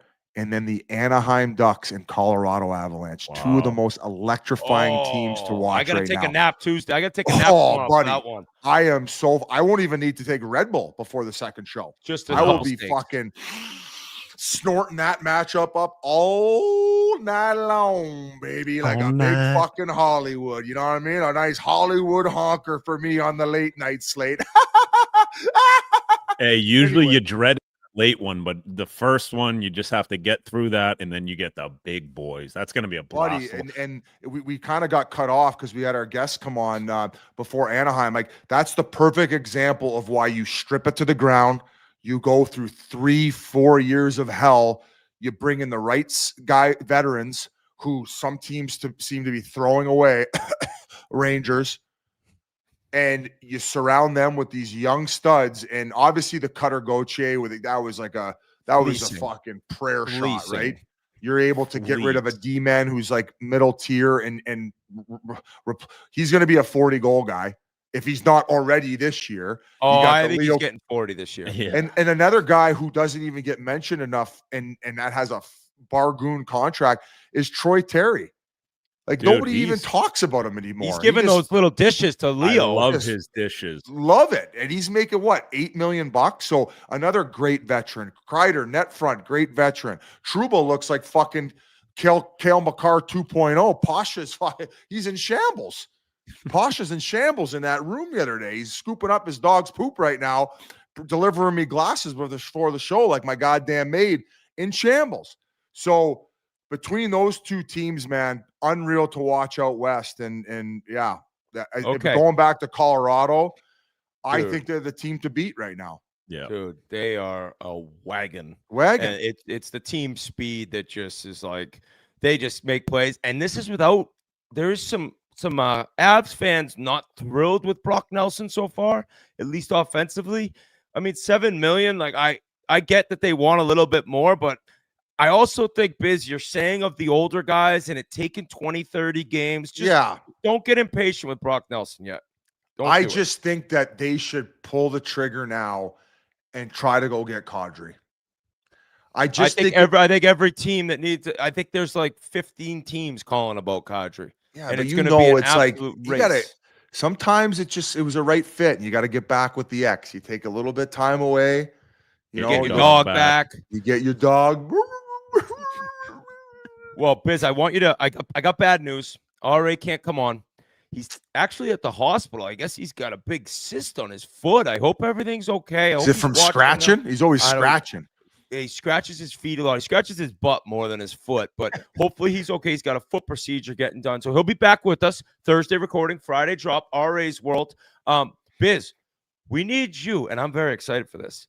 We need you to do an ad for RO Sparks. Ooh. A live ad. Can you pull that up and crush this thing like you did last time, buddy? Busy. You smashed it last time. Remember, Keith? We cheered him on like a true teammate, John Gruden style. Let's do this, Biz. Come on. This episode is sponsored by Ro, a 2-in-1 prescription treatment designed to help you get stronger, harder erections. Yes. And yeah, better sex for the both of you. And here's the cool part. They dissolve under your tongue. That means they can hit your bloodstream faster than a traditional pill. And once they dissolve, Rose Sparks start working in just 15 minutes on average. So you can be ready when the moment's right. And they don't just help you get hard. We're talking thicker, fuller, longer lasting erections. Plus, Rose stays active in your system for 36 hours. So round 1, round 2, even round 3 the next morning, totally on the table. Getting started is easy. Everything is 100% online. Ro connects you with a licensed provider who reviews your info. No awkward waiting rooms or face-to-face combos. And if approved, your treatment ships straight to your door. Ready to give it a try? New patients get $15 off Ro Sparks on a recurring plan. Just head to ro.co/chiclets. That's ro.co/chiclets to find if it's the right fit for you. Ooh. Great job, Biz. Great job. 9 out of 10. I lost it a few times. You lost it one little step, but you're talking about sex. Reeled it back in. And when you're talking about sex, things go a little haywire in that brain of yours. So great job. Shout out Aros. I do have to go to the bathroom now, so take it over for a quick minute. Okay, why don't we bring he already put one under his tongue, folks. He's ready to go. Gee, hop on here right now, buddy. Because I have been just all over the Bruins. All over them preseason into the beginning of the year. And you were all over them too a little bit, but I want to let you discuss what is happening right now with the Boston Bruins. Can you explain, is this fake? Or are you starting to maybe believe a little bit here? No, not fully believing just yet. But if you do remember when I came on here, I said the Boston Bruins are going to play competitive hockey through the trade deadline. I said they will play competitive hockey. I didn't say they're going to be a cup contender, but competitive hockey through the trade deadline, and that's exactly what they're doing right now. This is a home run right now. Victor Arvidsson looks awesome. Casey Middlestat looks pretty good too. And those are the guys we came into the season kind of with a vendetta against. And Bruins fans should be rooting for those guys harder than anyone. Because if this goes according to plan, Victor Arvidsson is traded at the trade deadline. Casey Middlestat is traded at the trade deadline. So you should want these guys to score and gain their value and raise their value every single night. And they've been doing that. Middlestat's hurt right now, so it kind of sucks. But the team's playing Wouldn't awesome. the plan be, though, that so your plan is play solid, be in the mix, and then deal guys away? There's no plan in your mind that has the playoffs, like as a try to get in. I still don't see this team being a cup contender just yet. And I still think you have to bite the bullet. It's one of those years. It's going to be a tough year. You don't want to be in Philadelphia Flyer purgatory where you finish in 8th, 9th place every year. And if they make the decision, so help me God, at the trade deadline to buy, that would just be so fucking stupid. But there are a few bright spots on this season so far. I think Fraser Minton's one of them. This kid's looked incredible. Fish, I have some audio. I thought it was great. Zadorov talking about new players coming into the league and how Fraser Minton looks compared to the players of the past. So play that. What stood out to you about a younger guy like Fraser Minton in terms of just how advanced his game is, especially as a two-way player? His stick. I mean, the guys coming in this league, it's the young players, they have their stick on their shoulders, they don't really protect the passing lanes, they don't really read the game like he does. It's unbelievable. I was actually watching the whole game against Toronto, his position-wise, the way his stick was on the ice, it was fun to watch. He's a great player, he's been a great addition to our team. Really happy for him. For the young guys, I think the hardest part is to play on a consistent level for 82 games, so I think it's definitely going to be some bumps during his career, during the year, but I mean, he's been great so far. It's an unbelievable player for sure. He's awesome. He gets that big goal when the Leafs are trying to tie it up Saturday night. He makes it 5-3 in Toronto. That was cool. And I think it's crazy we haven't mentioned Zadorov's play. It's unbelievable. He's really growing on Bruins fans. I saw the best Zadorov I ever saw was on Vancouver that year that Edmonton beat him in 7 2 years ago. I was like, this guy is a horse, and he can skate. He skates way better than I thought. And I believe he called me out one time. What the fuck are you talking about? I can skate, and he's got a rocket of a shot. That hit. I don't like seeing a buddy, Scott Lawton, get hit like that, but holy shit. And I don't know, Biz, I don't think you'll agree with this, but there were Leafs fans like calling for a suspension. It's like, that is I'm good. Body checks I've ever seen. He just ran right over him. As the ambassador of the Toronto Maple Leafs, I'm good with it. Okay. Whit, I think he's been the best defenseman on the team so far this year, though. I mean, and that's a team with Charlie McAvoy. I don't think McAvoy's looked great to start the season. He's been playing better in the past few. He's played better. Like that overtime the other night, he took over. He just absolutely took over. But Zadorov, I think, is probably the one shining star of this season outside of Fraser Minton. Well, it's because he needs a coach who's going to tell him to wake the fuck up, and he likes that. It gets him going. Gets him hard like a roast spark. Yeah, fair enough. Also, I was happy to see Lowry. Did you guys play the video of Marco Sturm losing it on the boys? No, we didn't. We have. I think this is important to show, man. He was not happy with the way they were playing. And you sent it over. I don't even think he lost it that bad. We'll play it, but it's more like enough, guys. Enough. We don't have it ready just yet, but Okay. Whit, one point I do want to make to you is what you just brought up, Lowry. And I think Lowry has been a big question mark for everyone this season. Coming in, he started off the season first pairing with McAvoy, and I think you did a disservice by putting him on that top pairing. He's not ready for top pairing minutes. He's not ready to go against top pairing guys. You want to toss him on number one power play? Love that. I think that's his role, but he's not a top pairing guy. So I think sitting him down 4 or 5 games, that was good. He's back in there now, but I like him playing with that Askarov guy. He's very sound defensively. He can kind of make up for what Lowry gives you offensively. And I think the way it's going, I think you got to keep him in the lineup. I just didn't want to see him kind of get buried, and I don't think that's the case. But I thought it might be a 1 or 2 game healthy stretch, and then they're winning, so it was 5. I think it was 5 games. It was. But I still believe in that kid, and maybe it's because I didn't have his skill level, but I kind of see a little bit of how I played, where I understand there's the occasional pizza here and there, but he could create and he can pass the puck. He's got good vision, and I do still think Mason Lowry can be a really good player in the NHL. And it just seemed like I was like, whoa, I don't know when he's getting back in the lineup here, but he's back now. And Pasha has said numerous times to me, Pavel Zak's horror, like those exact words. He's not. That's why. He's in shambles right now. Nothing's going his way. Trouba's playing the best he has in his whole career. He's crying in my spare bedroom right now. No, Pasha's actually the happiest person ever because, as he pointed out to us, the New Jersey Devils have won more games at their home building than the Rangers have scored goals in their home building. Wow. That is a power stat from Pasha right there. That really is. And the Rangers, that's a roast spark. If the Rangers, who do they have tonight? Who Nashville. the hell? They have Nashville at MSG tonight. If they don't fucking... Dude, if they lose this one, and now fairness, they are really good on the road. Very good on the road. But at some point, I mean, I could just picture some poor guy, some poor motherfucker that finally got season tickets to the Rangers this year.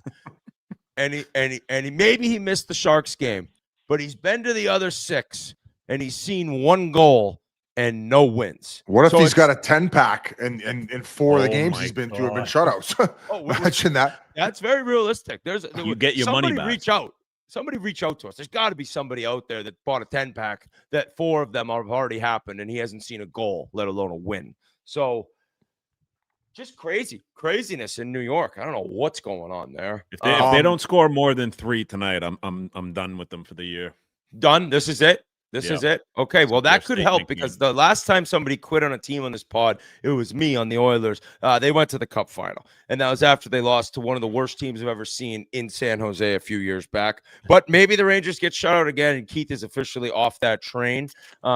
We got that Sturm video if you guys want to run it here. Yeah, I wouldn't mind showing the fans what we're talking about, him losing his mind. Be calm and everything be nice, whatever. That now. It has to stop now. Okay? You guys been through it last year. How does it feel in the summer, right? But you can't play an open game like this and then hope you're going to win. No! You can't! Get him, Marco. Fucking rights, man. Get him, Marco. Let's go. You can't play an Bruins, open game in baby. this league. You can't. Even if you got McDavid and Draisaitl, you're seeing Edmonton, you cannot play run and gun hockey and win consistently in the NHL. It's impossible. Especially if you're the shitbag Bruins, you got to lock it in. Exactly. And speaking of shitbag, you were very excited and things were turning around. The Leafs, I mean, Boston beats them at home, and then the Sunday game last night, that could have been 12-4 that game. So all you people who listen to this podcast who constantly chirp about me slurping the Leafs and talking about the Leafs every show, I don't want to talk about the Toronto Maple Leafs. And all you also people online hating on me, you don't talk enough about the Detroit Red Wings. Give us our love. Even though you haven't made fucking playoffs since Christ is a Cowboy, drop our surprise guest right now, G. That's fucking party, bitch. Wow. What's up, boys? Another one, bitch. Darren, what's up, buddy?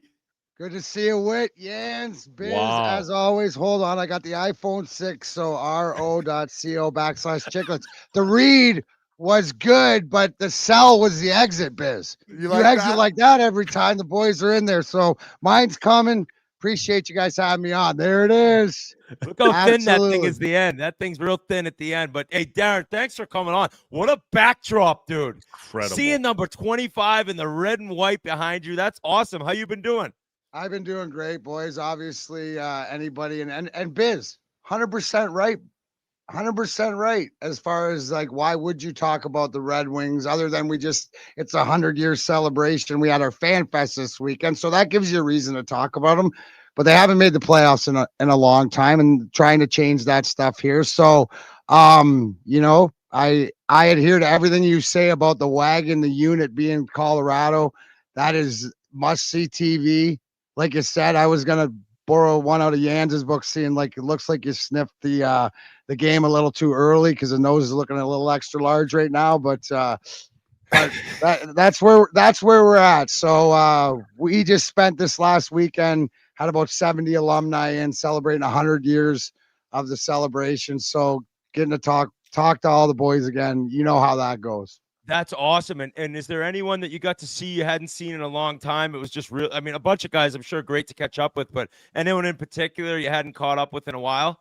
Yeah, you know what? This was really cool, dude, because and you guys know him real well, Sean Avery, who was sort of one of my young bucks, and he was telling a story that it goes back to is I always used to make him start my car, right? Like it was always like stuff like this, trying to teach him a little bit something. So I've always held a special place in my heart with Sean. I understand Sean, you know what I'm saying? And just to catch up with what he's doing, you know, how he does what Sean does, and just to see him, you know, owning his life and stuff like that. So always catching up is a little different because, you know, hockey's what we did. It's not who we are, right? We do so many different things. So that was great.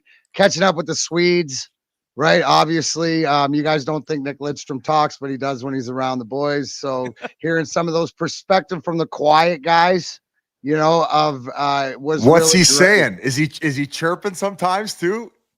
Well, he is subtly, right? And we always got to understand that we got Homer, right? So it's always trying to translate because he told us this year we're getting too old. It's our hearing. It's not his Swinglish. So he's always the comic relief, and he always gets chirped. But the boys being around, obviously Stevie catching up with Shanny's always special because of our relationship. And then the young guys, you know, like the Matthew Dandenos and Aaron Ward's guys that you lived, you know, your life. And you guys know this, is that when the boys get back together, no matter what role they hold in the world of hockey, it's back to the locker room. And I think that's what you miss the most. But we had an absolute riot.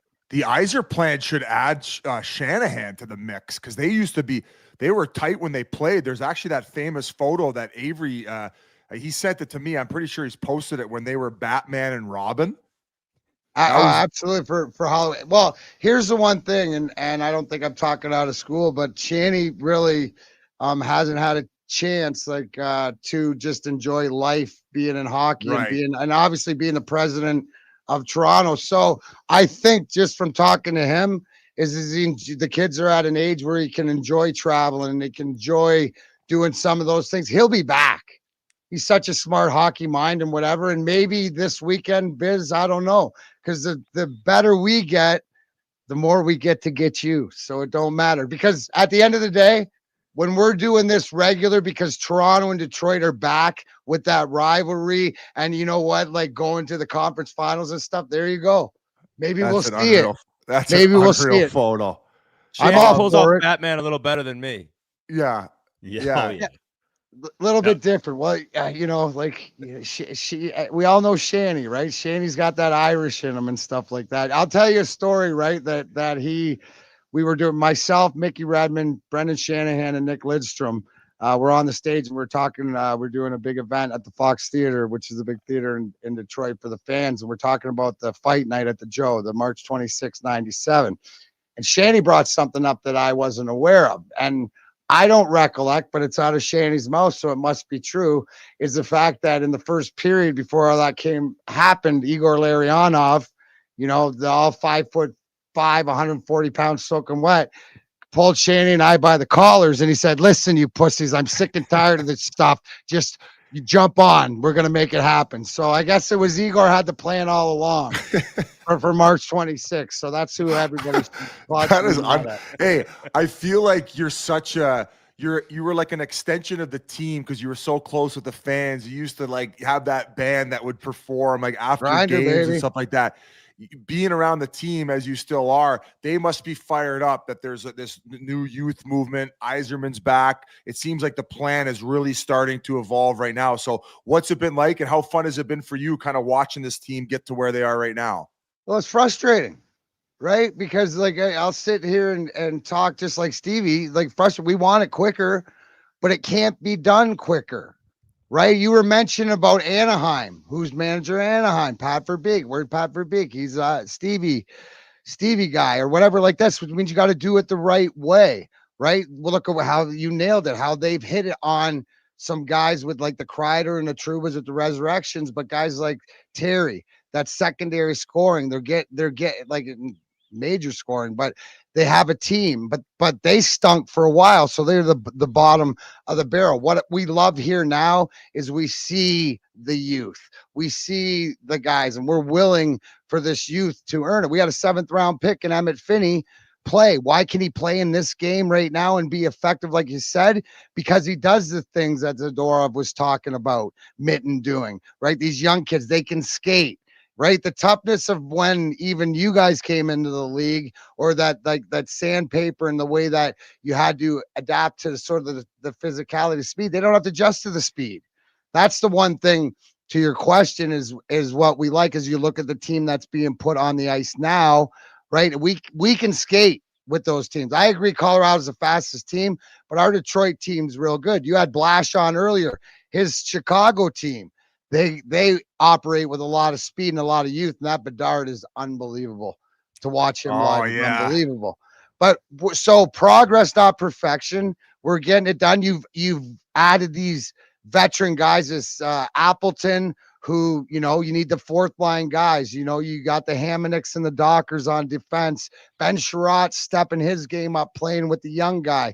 You look at the Johansson and the Edmonton. So it's like Marco Kaspers. I can name all these guys. It's just still learning. You're still down there, right? I don't think we're, as we relate to the Phillies and the 8, 9, 10, 11, like we got to get to that next level.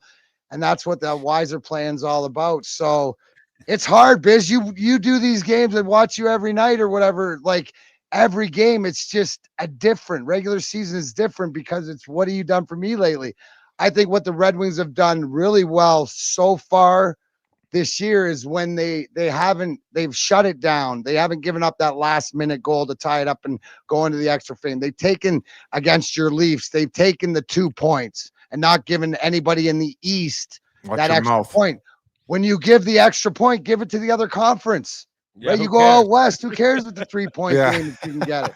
So it's we're progress, not perfection. But I think I can answer the question as we like the direction that we're going. We can see it now. So for me, I started my clock right this year, opening night when the youth movement was there. So I just hope and pray but at the end of the day, boys, it ain't about making the playoffs. You're talking to a guy who never missed the playoffs and has 4 Stanley Cups. Talk to me when you're Edmonton. Talk to me when you're a team that can get right over that. Because what about when you go to training camp and you think your team can win? You got 4 rings, eh? He's got 4 lost 2 too, Biz. Played in 6. Who was obviously you guys had countless amount of Hall of Famers in town last week. And like, who is the one guy that you heard all these legends talking about that they're excited to, be watching and that everyone in Detroit should be watching? Like as far as the guys like on a young the team stud, now? whether it's Maurice, like if Lidstrom's talking about I Maurice. think that, you know what the beauty is it's different. right? Like, and I think that like we always focus in on how the youth and the guys are doing, but it's you watch Dylan Larkin, and you know, like we always say, when he can get that, he needs his Fedorov, right? He needs his Zetterberg Datsuk, you know, but in saying that, I understand the why is you're not in a position to get that guy, but you're building that. You know, you watch the development, you watch the games of Lucas Raymond. I'm a big Alex DeBrincat fan, right? The way that he shoots it, the way that he plays it. We know he's more like Shanny, where like if he gets one, he gets five. So it's turning guys on like that. I think more so Jans is it's the defense and the development, and it's always the young kids. But we like, you know, the guys like Andrew Kopp and you know the compers and the guys that have to carry the load and the experience to get them to the next level. So I think we're just all happy that we're fast enough. Like we can play. And then we got two veteran guys in goal, and Talbot and Gibson, that can get you to the playoffs. Whit. That's funny because you even think of those Detroit teams, and like you think of you, Maltby, Draper, like you guys were like, we had to play against you guys. Me and Whit were mostly playing against third line. Like it was a fucking nightmare. And like you guys were and you guys could all move. Wins. Yeah. Well, and that's the difference. And you know what? I've sort of noticed in the conversation, and maybe you guys watch more hockey than I do, but it's the development. Now it's sort of like you need that first line, but you need 2 seconds, and then the third, fourth combo as your fourth line that can play. You know, what made us great through our cup runs and our greatness is that we had 4 lines, but our fourth line was a second line on some teams.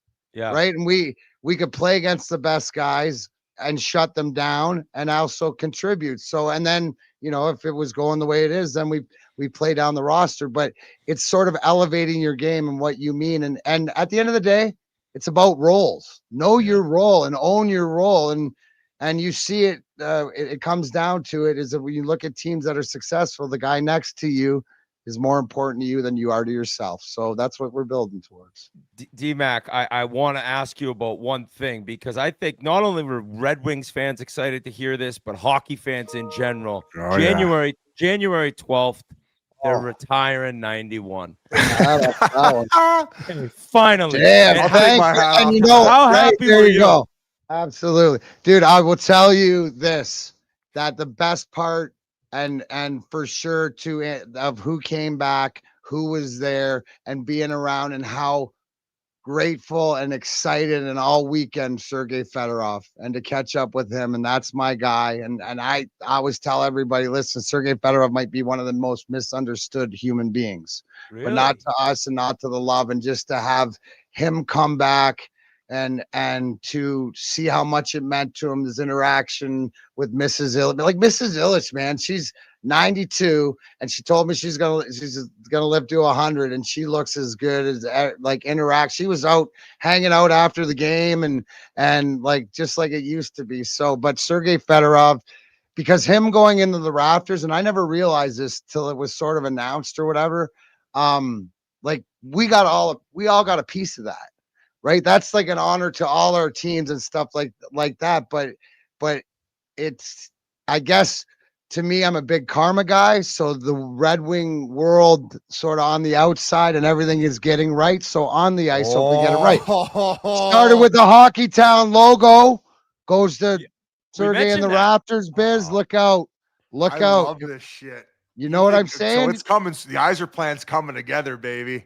It is, because it's culture. And so yes, that'll be a great January 12th will be a great day. If you get to check out anything online or any socials with Sergei, because we had Vladdy out there also, and you see them interacting. So you know, who also anybody asked that wants a Vladimir Konstantinov update, same thing, man. He's like every time we see him, it's like he's better. He's gotten better. His interaction and sort of conversation with the guys and stuff like this, he knows everybody. So with everybody, and you guys are at the age where that was right into the hockey of what it went down, of how it's hockey and in sport is bigger. It's big. Life is bigger. So to everybody who's prayed for Vladimir Konstantinov, know that he's doing great and he appreciates it.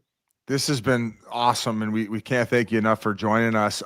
Going back to Fedorov now, like you're old school, right? They just want some coaching, the Red Wings. What's that? Don't you want him Oh, coaching? No, that was Red Merle's. That was Merle's. That was Merle's. No. We all before Todd came in or whatever, we were all like maybe Igor, maybe Sergey or whatever. But I know Sergey's enjoying. So he's coached and won championships at KHL, and the team that he's involved with.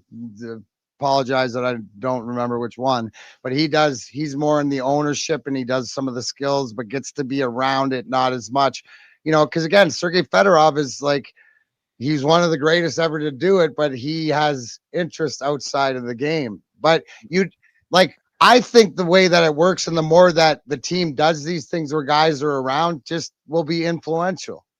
I was going back to what I said. You're very old school, and obviously some of these hilarious stories that happen behind the scenes stay behind the scenes. But is there anything that, like, when you think of Fedorov, there's a funny story that comes to mind? Because I mean, these guys were larger than life at the time, right? These guys were global superstars. He was lighting the league on fire. He was playing forward, playing defense.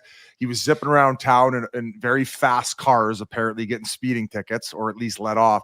What are the crazy or the fun things that pop out to you when you think of Sergei Fedorov? Dude, I'll tell you mine. I always tell on myself, you can go get my book, my last fight, true story of a hockey rock star, or the graphic novel, dude.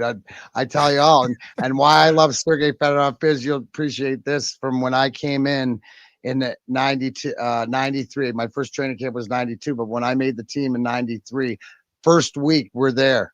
Sergey took me to my first concert, which was Stone Temple Pilots and the Meat Puppets at Cobo Hall, limousine, whatever like this. And then we went all the after parties. He introduced me to all the guys I needed to know in the city that night. So I've been locked in since I've been 21 with Detroit, thanks to my boy Sergei Fedorov, because he and like electric, and that's the biggest thing. Sergey's like has one of the biggest hearts and one of the greatest teammates, and like I said, misunderstood because it wasn't like he was so talented, it just looked like it was so easy for him. But he was one of the guys where it'd be like, yo, Serge, a little help over here, and he'd be like, oh, you guys need my help, look at all the greatness, but okay, and then jump on his back and he'd be done. But I'll always all the extracurriculars like that, like, and just to do that just for the team and stuff. And we, even we were talking about it. So that's what, for all of us, they brought Joey Kosher back,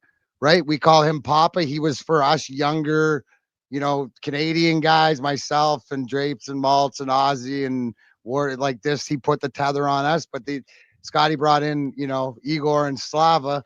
And as Sergey says, they known him since he was 16. So they got him to realize the importance. And so we all matured. And when we matured, we ended up winning. So that was good. And another cool thing that I just kind of thought of and asked G, the only player to ever win the Hart Trophy and the Selke, Sergei Fedorov. Is that correct? And I think Bobby Clark did it as well. Bobby Clark. That's pretty sick, though. MVP and the best defensive player in the league. Like, that's how good he was. He could just shoot back and play D if he wanted to. It's insane. Dude, and he did. Right? We won cups with him on D. Because he's so like, I mean, and you know how hard, like, imagine him in this game. Oh, like he's one of these guys that just God. Unbelievable. I mean, they made white skates for him, dude. Biz, don't even think about it. I asked too, and they would like not even. They wouldn't let you. No, not for you, Darren. No, never stuff like that. I want to ask you. So Stevie Y, the fact that he did it like he did as a player and now doing it as a GM, like obviously a very intense individual. Did you ever have some fun, like silly run-ins with him? Like maybe where you guys were getting intense, silly or were you? Biz, listen, and this is where you can use this line because it happens to you, right? This has nothing to do with marriage because that's a choice. But in life, you will be somebody's bitch. Whose bitch are you? That's the question, right? Like, and we learned this from Scotty Bowman, one of the many things, because he had Barry Smith, right? His assistant coach. That was the guy. He would rail on. I mean, on the bench, Scotty wouldn't yell at you. He would turn to Barry and go, Barry, the McCarty, you ever does that again? I'll never play another shift. And then he'd walk away. Wouldn't even say anything. Then Barry go, you get that? Yeah, shut up, Barry. Like, so in saying that, obviously, it took me 3 years to stop crying and sucking my thumb in the corner to realize that Steve Yzerman picked on me because he cared about me. So I was his bitch, and thank God Manny Legacy came along, because then it went off to him. But always with the intensity is Stevie. This is what he is. He's full of truth, and he's that one guy that he will just tell you no matter what, whether you need to hear it or whatever, the honest truth of how he feels. When you're younger, you hate it. But it's true because you don't want to be accountable. But he's the reason that I'm here today. The reason that tomorrow's my 10-year sobriety anniversary is for men like him, right? It's for men like him. And the fact of always, like, in the guy, and we all have them, in the guys who are in the back of your head, right? Guys who you don't want to see when you know that you're doing it wrong, right? But they get you to the point. Steve Yzerman is that for me. Obviously, everybody knows Drapes is also an accountability, but it was always Steve Yzerman and Ted Lindsay in that dressing room, right? That you never wanted. Oh man, Ted would run to my stall and ream my ass out, a lot of time. But I thank God for that, and that to me is, the culture and the history and stuff like that of battling through. That's why we love all this stuff. I have so many great Steve Yzerman stories, right? Just know he'll let it loose about twice a year. Okay, right? after you raise Lord Stanley. So, right, exactly. But and to this day, and now even, and you guys know this, and trying to translate is that, like, to have conversations like the other day and to even talk hockey or to, pick opinion or ask him questions, he's going to tell me the truth. Right? Like, he's going to tell me where he stands. And I'm the biggest, like, I'm the first person, like, Woodward Sports Network, right? We do it. I do it Tuesday, Wednesday, Thursday. We even have Woodward Wings, 10:30 in the mornings on Saturdays. You can check in or do post-game shows and stuff like this. I'm waiting. I'm the guy waiting to jump on him to tell you that it's not true, but I'm trying to translate that I understand, because I listen to him. And it's just, Stevie's the guy that, you're like this and you're like, now? And he's like, no. Now? He's like, nope. And then you're like, now? And he's not even looking at you. He's not even looking at you, right? So you just learn to go, okay, he'll let me know when it's ready. So it's a lot of trust and a lot of things like that. And I will chirp him this way and saying, for a guy who spends as much time on the driving range as he does, he sucks. I heard he's not a good golfer. I heard he's got a big He's the first one to admit it, dude. So it's no fun. We need him in a who you don't want a piece of, boys? You don't want a piece of Mrs. Yzerman. She will wax his status. She's got game. Really? He's got okay. game. Yep, hey. That's the one. That's the one. He'd send her out and beat your ass up and down, Biz. You would not have a chance.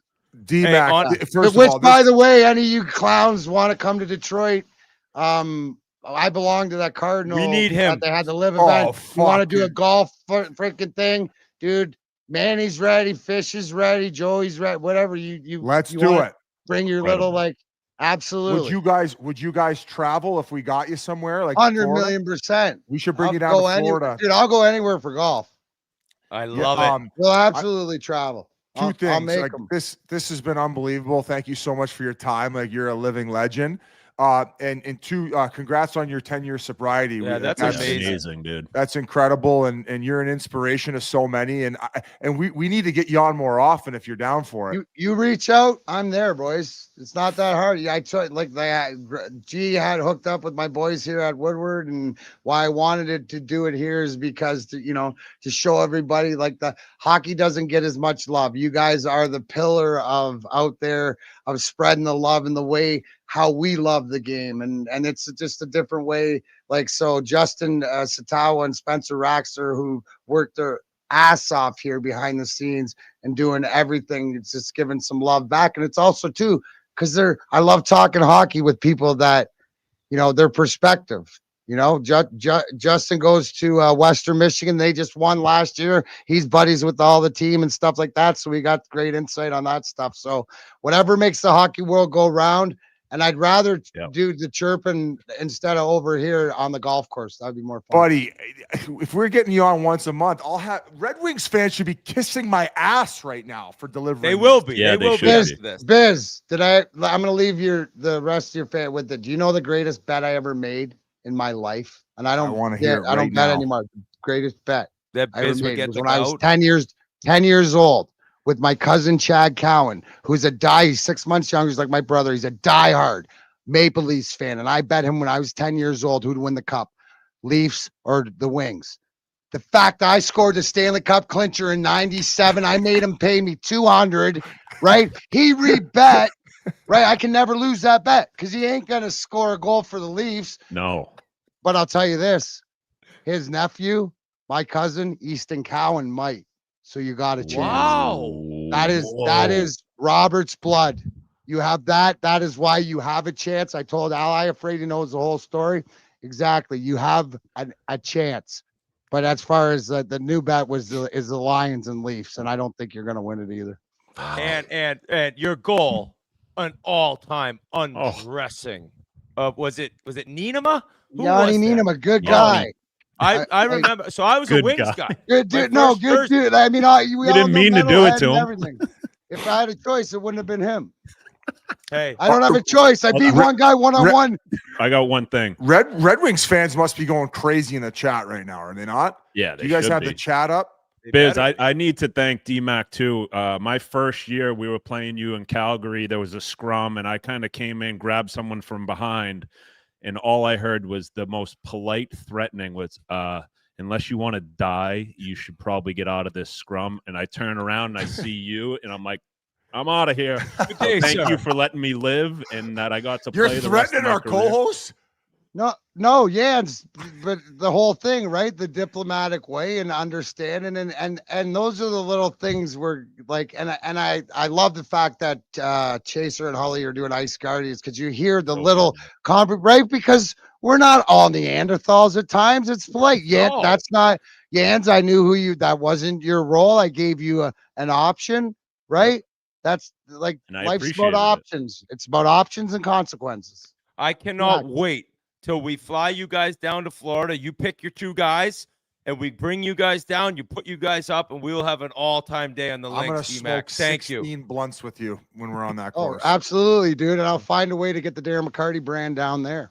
Yes. For us, yes. For us that day. I will plethora packed. And the biggest thing coming out in December is my CBD topical, which will be, all around and stuff. But I got some gas and everything else, which thank you for anybody else. Like I said, through the plant, I always say, save my life. Know that it's an option. Know you have an option. Without it, I wouldn't be here. So that's why I protect it now, like I protected my teammates. Hey, right? the chat is saying Biz, the chat is saying the realest of all time, dude. Thank you so much, D-Mac. Hey, look forward. Hey, I got my guys ready. You let us know. You let me know when you want to come back. I love all of you guys for what you do, not only for this game, but being the people that you are. How many rings? Absolutely. How many rings? Hey, four rings. Hey, D-Mac, also right here, I'm reading the Sherb cream pie from D-Mac brand is my favorite strain ever. Boom. My favorite Sherb cream pie is my favorite out of the back. That's from Spenmo Racks. I love that. I love Absolutely. it. All right, we'll talk to you soon. See you. All right. As I get off this What Zoom. a fucking guy. And Dude, honest to what a God, guy. I'm glad the chat was kind of going off. Like, dude, tomorrow, 10 years sober. Keith and I have a buddy, just got a year. My dad just got 3 years. That's like an incredible accomplishment. And to show what type of guy he is, he's shouting out all the guys in the back, similar to the way you do, Biz, at Woodward Sports. Like that guy, the realest of all time. Because Awesome, of guys Biz. like that who Just a sets the teammate. example for us. Shane Doan would have done that. Jans would have done that. Adrian Aucoin would have done that. What the Biz, interviews you're like crushing that. the surprise guest, buddy. We just Thank got a you. sandbagger out of that. Yeah, me and G have been working hard to kind of surprise you guys. And ultimately, it's about you and also the fans. And I'm just, even though Red Wings fans have been very mean to me. No, they Now gotta won't like be, you today. They're going to be. They gotta That- love you. Hey, that made up for their drumming by the Blackhawks yesterday. I think they're all a little happier now, hearing from the legend himself. So that's awesome. Before we wrap up, I did want to bring up what was kind of a weird story in Philly, and is a weird story. Can we play this clip I sent over to you, G, about the Flyers? Yeah, he's Hold a on great one goal sec. Pause it scorer. for 1 sec. The Flyers, there's a Flyers fan base or partly group of the Flyers fans who are furious with Sean Couturier, who think that he threw Matvei Michkov kind of under the bus. And you'll hear these quotes, and we'll just address it after. But play the video now. Threw him under the bus about what, though? Like Just listen. His game. Just listen to this. Yeah, he's a great goal scorer and has a lot of skill. I think you just got to find a way to contribute to helping the team win in other ways when you're struggling. You're not always going to be scoring goals every game. So, I thought I've seen improvement in the way he's, not cheating as much and being on the right side of pucks. And, I'm sure it's a little different for him, but, if he sticks to playing, more the right way, I think it's going to be better for the team overall.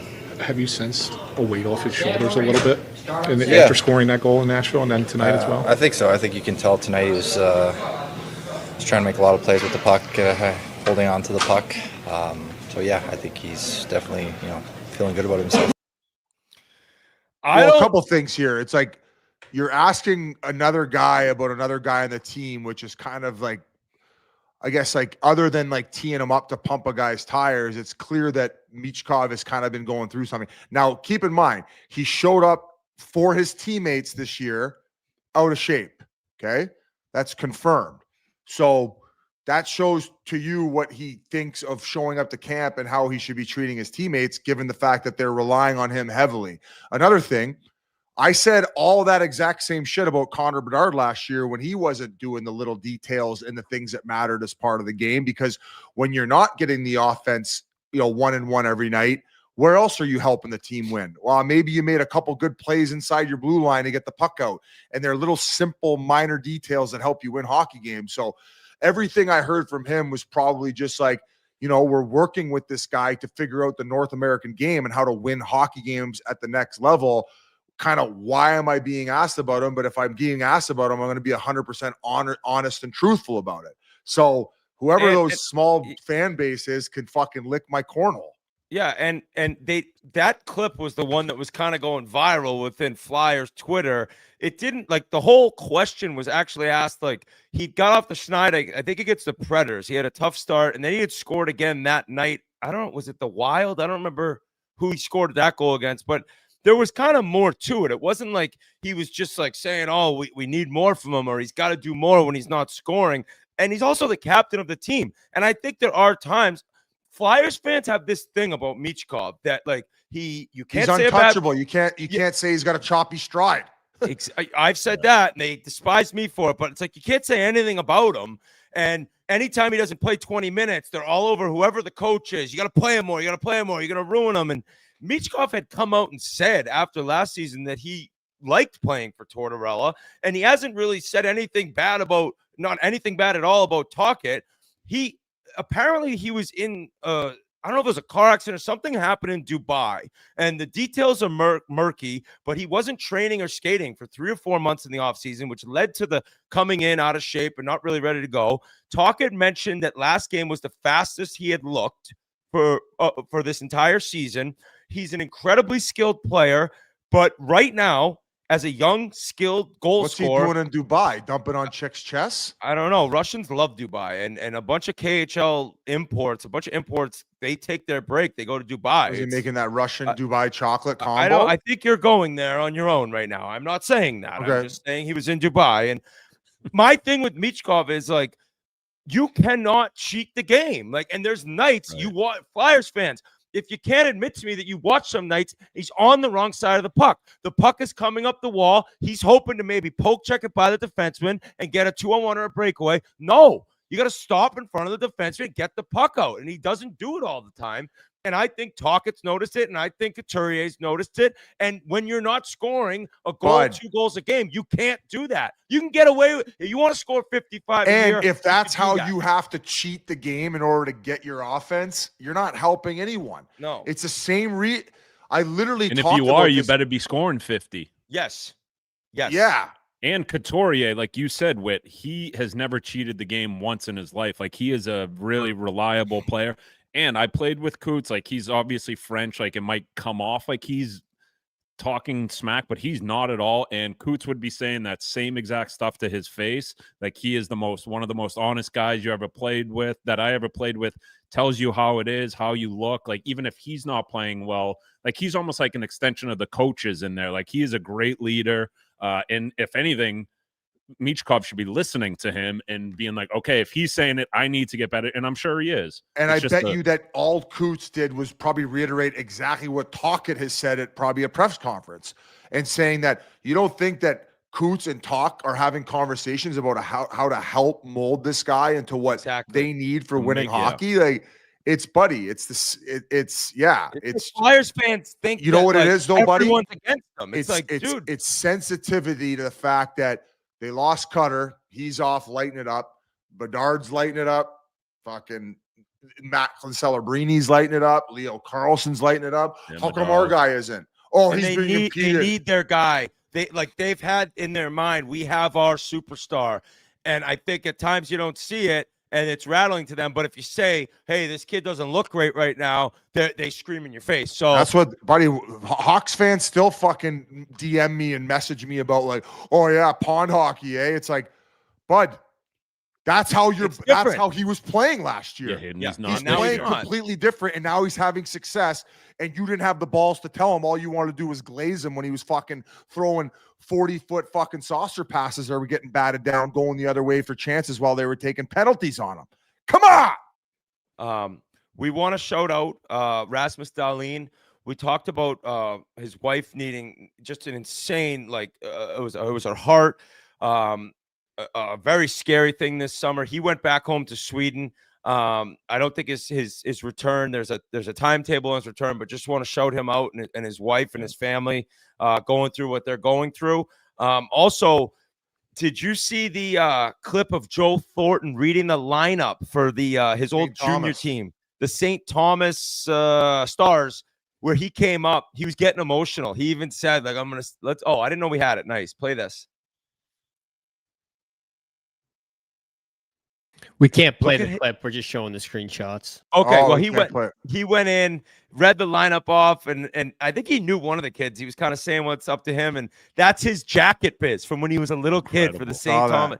So he came in, and you could tell, like, there's been another clip of him when he found out Matthews wore his jersey to the game. He's like, oh, and there's another probably clip the best he ever looked. Best he ever looked. And then he said, what does it mean to you to be in the Hall of Fame? He's like, it means you're fucking awesome. Like, the guy is just, he's full of life. All-time white whale for us. I hope it works out. We got to get Celebrini and Smith to stay on him, but Duncan Keith was on the panel for TSN with Jeff O'Neill, and had a funny line. He said, not a funny line. He said the hardest player he ever played against. That was the question.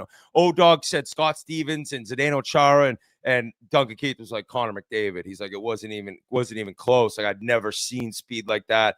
So that was cool, and should be a very special night. Shout out Jack Parker once again. I can't wait to hear his speech. He crushes speeches. Biz, Pekin's coming out. Talk about that. And also, before that, sorry, can we play the trailer for the Chiclets Club vlog that's coming out? This is probably the most intense off-ice playoff NHL, AHL hockey I've ever seen. Like, it's vicious. We are not worthy. You're big. You gotta stay big. You gotta breathe. All right.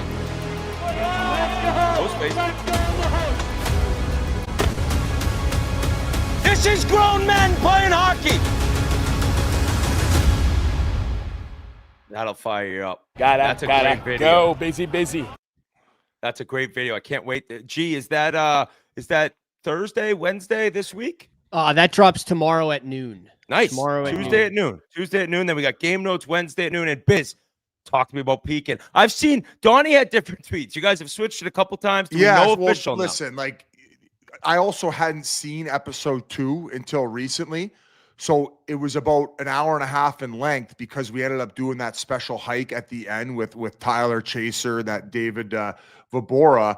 So after consuming everything, it's jam-packed enough where now we're going to do 3 episodes. So it's great. We're going to have one dropping for Whistler. We're going to have one dropping for Tofino. And then the third one is like halfway down the island when we leave Tofino. And it's a place called Moat Lake. And that's where we met up for that very special final hike with the amputees. So we're going to be dropping episode 1 of Peaking. And these will be about between like around like 40 to 50 minutes in length, maybe a little bit more. So each around close to an hour. Episode 1 will drop November 19th. Episode 2 will drop November 25th, and then episode 3, December 5th. So we'll give everybody a little bit of time to consume each one. And then, I'm super fired up. Like I said, each episode has its own feel to it, its own energy, and there's a lot going on. So probably one of the most proud things I've ever been a part of in releasing. And shout out to Tyler, Corey, Wanton for editing it. And, I'm sorry we had to change things up, but when you finally see it, it makes sense to you. And then you can kind of make the decision on how to roll it out. And we didn't want to jam everybody out with an hour and a half long video as the second episode. And it works out. It's 3 different locations. So I'm fired up. And then also the Sandbagger is coming out. What date is that coming out on? We talked about it earlier. It's a 3v3. Yeah. Bruins. The Bruins boys. Krejci, Krug, and Tuukka. Tuukka came back. He had some payback for us, right? That's November 20th. That's coming out. Then we'll have 2 more Sandbaggers before the end of the year. We'll have 3 Chiclets U before the end of the year. So we're trying to bring you guys content. Game Notes is crushing it. I don't know if you guys saw, Army is kind of calling guys out, and they're immediately scoring. So Army's got this new thing where I believe he mentioned Kopitar, boom, goal, and then Landeskog got one. They called it back. I don't know if he has one yet, but Army called somebody else who scored. So shout out the Game Notes boys. Shout out RA for getting us Jeff Blashill. He was awesome. Darren McCarty, great job, Biz. We got the Stauff, man. We always need the Stauff, man. Edmonton's going to get it going against Columbus tonight. And what else? I was just going to ask G. I don't know if you can pull it up now to play the Peaking trailer too, since you guys played the Chiclets Cup behind the scenes. So it'd be fun to just see if we got the Peaking trailer. But other than that, boys, that was a jam-packed show. I had a blast hanging with you boys. D-Mac's a fucking legend. Blashill's doing an incredible job in Chicago, so we covered that. And then the Oilers. I think that thirst trap Stauff. I think Biz froze right when he said the Oilers. It makes him freeze up. That's how scared he is of the Oilers, being a Leafs fan. Wild got to get things going. Maybe we'll chat about the Wild when we record on Thursday for Friday's show. But can we play that, Biz? Just put that. We don't have the Pika trailer. We will run it. We will run it next week. I think Biz is frozen right there. Look at that guy. Look at that nose. Jesus Christ. Everyone, have an awesome, awesome rest of the week. Check out Game Notes Thursday, and we will be back